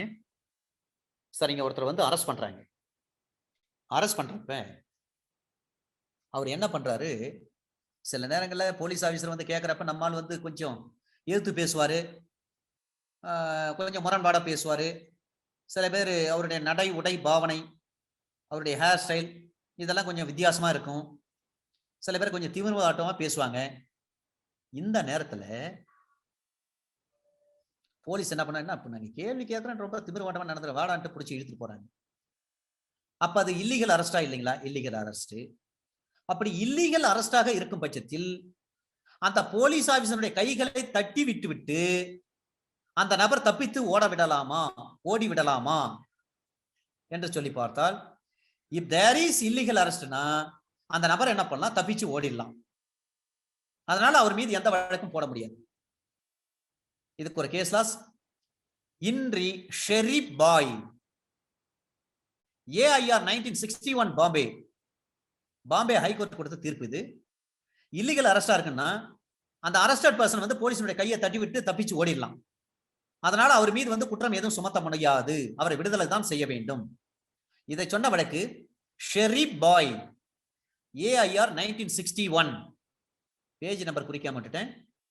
ஷெரீப் பாய் வழக்கில் தான் சொல்றாங்க, இல்லீகல் அரெஸ்டா இருந்தா போலீஸுடைய கையை தட்டிட்டு தப்பிச்சு ஓடிடலாம், அது தப்பே கிடையாது, சட்டப்படி அது தப்பே கிடையாது. ஷெரீப் பாய், ஏஐஆர் 1961, பாம்பே, பாம்பே வழக்கு இது. இதுல ஒரு 4-5 கேஸ் லாஸ் இருக்கு சார், உங்களுக்கு எல்லாருக்கும் யூஸ்ஃபுல்லான ஒரு கேஸ் லாஸ், அதை நான் சொல்லிடுறேன். சொல்லிட்டு அந்த 61 வந்து 62 வந்து அதன் பிறகு நான் சொல்றேன். இந்த ஒரு சில கேஸ் லாஸ் எல்லாம் உங்களுக்கு குறிச்சிங்க. அரெஸ்ட்னா 4 விஷயத்த சொல்லி அரெஸ்ட் பண்ணலாம். ஒன்னு வாயால சொல்லலாம், யூ ஆர் அண்டர் அரெஸ்ட்னாலும் அரெஸ்ட் தான். அல்ல டச் பண்ணி அவர் அரெஸ்ட் பண்ணலாம், இல்ல சைகையால ஒருத்தரை கைது பண்ணலாம். சரிங்க, அரெஸ்ட் வந்து எல்லா கேஸ்லயும் தேவையா? எல்லா கேஸ்லயும் அரெஸ்ட் தேவையில்லைன்னு சொன்னதான் ஜோகிந்தர் குமார் வழக்கு. அது Joginder Kumar, AIR 1994, supreme court, page number 1349, ஏற்கனவே சொல்லிட்டேன். அதன் பின்னிட்டு வந்த அர்னேஷ் குமார் வழக்கு, 2014 volume 3 MLJ criminal page number 353 supreme court. இதையும் நேற்றே சொல்லிட்டேன் நான். ஜோகிந்தர் குமார் வழக்கையும் சொல்லிட்டேன், அருணேஷ் குமார் வழக்கையும் சொல்லிட்டேன். இதுல ஒரு விஷயம், difference between arrest and custody. அரெஸ்டுக்கும் கஸ்டடிக்கும் உள்ள வித்தியாசத்தை சொன்ன ஒரு வழக்கு இருக்கு. அந்த வழக்கு மிக முக்கியமான வழக்கு. Directorate of enforcement versus Deepak Mahajan. Directorate of enforcement versus Deepak Mahajan. அரஸ்டுக்கும் கஸ்டடிக்கும் உள்ள ஒரு வித்தியாசத்தை சொன்ன வழக்கு. Difference between arrest and custody. In all arrest includes custody will be there, but not vice versa. எல்லா அரஸ்ட்லயும் கஸ்டடி இருக்கும், ஆனா எல்லா கஸ்டடியிலும் அரஸ்ட் இருக்காது. Difference between arrest and custody. Directorate of enforcement versus Deepak Mahajan. AIR 1994 supreme court, page number 1775 1775. இந்த வருஷத்துல ஒரு வரலாற்று சம்பவம் நடந்து சார் இந்தியாவில். 1775 1776 பிளாசி போர் நடந்த யுத்தம். பிளாசி போர் வந்த பிறகுதான் இந்தியாவில் ஈஸ்ட் இந்தியா கம்பெனிக்காரன் வந்து ஆட்சி பிடிச்சாங்க, இந்தியாவை ஆள முடியும்னு சொன்னாங்க. இது முக்கியமான ஒரு வருஷம் sir. Difference between arrest and custody. Directorate of enforcement versus Deepak Mahajan. AIR 1994 supreme court, page number 1775. சரி, ஒருத்தர் வந்து இல்லீகல் அரெஸ்ட் பண்ணிட்டாங்க அல்லது இர்ரெகுலர் அரெஸ்ட் பண்ணிட்டாங்க, அதோட எஃபெக்ட் எப்படி சார் இருக்கும்? அது வந்து ட்ரையல் ப்ரொசீடிங்ஸ் வந்து விஷியேட் பண்ணுமா அப்படின்னு பாத்தீங்கன்னா, if there is irregular or illegal arrest, if there is irregular or illegal arrest, it does not vitiate the trial, but the end is not affected. ஒருத்தர் இல்லீகலா அரெஸ்ட் பண்ணிட்டாங்க அல்லது இர்ரெகுலரா அரெஸ்ட் பண்ணிட்டாங்க, அதுக்காக ட்ரையல் வந்து பாதிக்குமானா பாதிக்காது. இதை சொன்ன வழக்கு தான் இன்றி முபாரக் அலி.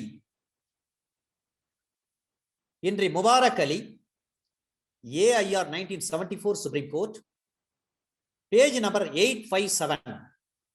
இர்ரெகுலர் அரெஸ்டோ இல்லீகல் அரெஸ்டோ இருக்கும் பட்சத்துல ட்ரையலை வந்து அது விஷியேட் பண்ணாது, பாதிக்காது. இன்றி முபாரக் அலி, AIR 1974 supreme court, page number 857. சரிங்க, இல்லீகல் அரெஸ்ட் பண்ணிட்டாங்க, போலீஸ் மேல கேஸ் போட முடியுமா சார்? யாராவது சொல்ல முடியுங்களா நம்ம குரூப்ல உள்ளவங்க? ஒருத்தர் இல்லீகல் அரெஸ்ட் பண்ணிட்ட பிறகு போலீஸ் மீது வந்து எதாவது கேஸ் போட முடியுமா? ஏற்கனவே கஸ்டடியில இருந்து ஒருத்தன் தப்பிச்சிட்டான்னு சொன்னா நாம பார்த்திருக்கோம் 128 129 பார்த்தோம். ஆனா இங்க இல்லீகல் அரெஸ்ட் பண்ணிட்டாரு. அப்ப இல்லீகல் அரெஸ்ட் பண்ணப்பட்ட பிறகு தெரிய வருது இல்லீகல் அரெஸ்ட் தான் சொல்லி போலீஸ் மேல கேஸ் போட முடியுமா? சட்ட விரோதமா ஒருத்தர் வந்து அரெஸ்ட் பண்ணிட்டாங்க. இப்ப சட்ட விரோதமாக கைது செய்யப்பட்ட நபர், அதனால் பாதிக்கப்பட்ட அந்த நபர் பிறகு அது சட்டவிரோதமான கைதுதான் என்று தெரிந்த பிறகு யார் கைது செய்தார்களோ, எந்த போலீஸ் ஆபீசரோ, அந்த போலீஸ் ஆபீசர் மீது இல்லீகல் அரெஸ்ட்னா போலீஸ் மேல வழக்கு போட முடியுமா? அப்ப போட முடியும், சட்டப்பிரிவின் கீழ் போட முடியும். பார்த்தீங்கன்னு சொன்னா அண்டர் செக்ஷன் 342 IPC படி போலீஸ் மீது வழக்கு தொடுக்கலாம். சரி சார், ஒரு நோ பார்க்கிங் ஏரியால ஒருத்தர் வந்து ஒரு 2 வீலர் வந்து நிறுத்திட்டார். அது நோ பார்க்கிங் ஏரியா போர்டு வச்சிருக்காங்க, போலீஸ் பக்கத்துல இருக்காங்க. நோ பார்க்கிங் ஏரியால வந்து ஒரு 2 வீலர் கொண்டு வந்து நிறுத்துறார், இல்ல ஒரு கார் கொண்டு வந்து நிறுத்துறார். அது எதன் கீழ் வரும்? நீங்க அதுக்காக எம்இ ஆக்ட பார்க்காதீங்க, எம்இ ஆக்ட பார்க்க கூடாது. அதுக்காக அவரே நோ பார்க்கிங்ல தான் வந்து நிறுத்திருக்காரு. இப்ப நோ பார்க்கிங்ல வந்து நிறுத்துறாங்கன்னா அது என்ன, இல்லீகலா? எது இல்லீகல், எது இர்ரெகுலர்? நோ பார்க்கிங்ல இருக்கிற ஒரு வண்டியை யாராவது திருடிட்டு போனா அது இல்லீகல். நோ பார்க்கிங் வந்து ஒருத்தர் வந்து வண்டியை நிறுத்துறான்னா அது இர்ரெகுலர். அதை தெரிந்து கொள்ள வேண்டும். அது மட்டுமல்ல, இன்னொரு கேஸ், சில பேரு போலீஸ் சில நேரங்கள்ல மலேசியஸ் அரெஸ்ட் பண்ணுவாங்க. விரோத மனப்பான்மையோடு கைது செய்திருந்தால் அந்த போலீஸ் மீது நம்ம அண்டர் செக்ஷன் 220 கீழே வழக்கு போடலாம். contempt of court proceedings to be taken against that police. ஆகவே 342 மறக்கக்கூடாது ஐபிசில. 220 ஐபிசி நீங்க மறக்கக்கூடாது. Under section 342 IPC, under section 220 IPC. இந்த 2 செக்ஷனை நீங்க மறக்கக்கூடாது சார்.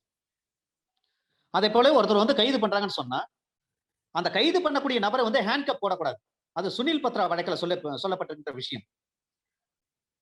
ஏன்னா சிட்டிசன் ஃபார் டெமோக்ரஸின்ற ஒரு அமைப்பு என்ன பண்றாங்க, சுப்ரீம் கோர்ட்ல ஒரு வழக்கு போடுறாங்க. என்னங்க எல்லாரும் கைது செய்யப்பட்டு என்ன பண்ண நடு தெருவில் வந்து ஹேண்ட்கப் போட்டு எடுத்துட்டு போறாங்க, அவருடைய டிக்னிட்டி பர்சனல் லிபர்ட்டி வந்து வயலேட் ஆகுது அப்படின்னு சொல்றாங்க. இப்ப சுனில் பத்ரா வழக்கை நீங்க மறக்கக்கூடாது. ஹேண்ட் கப்பிங் அப்படின்னு சொன்னாவே, கை விலங்கிடுதல் என்று சொன்னாலே சுனில் பத்ரா வழக்கு. AIR 1978 supreme court, page number 1675. AIR 1978 supreme court, page number 1675. இதே விஷயம் இன்னொரு ஜேர்னல்ல ரிப்போர்ட் ஆயிருக்கு சார். 1995 volume 3 SEC criminal, page number 743. 1995 volume 3 SEC criminal, page number 743. Sunil Batra AIR report ஆயிருக்கு, ஆல் இந்தியா ரிப்போர்ட்டர்ல.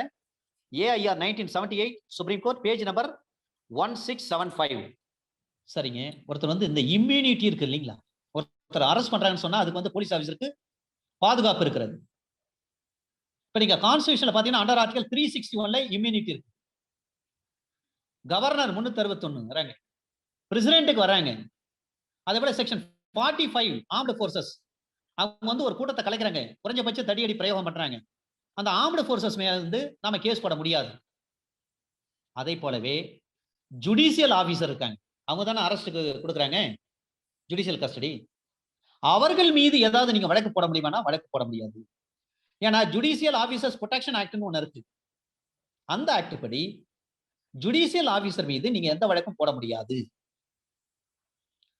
இதை சொன்ன வழக்கு Delhi judicial service association versus state of Gujarat.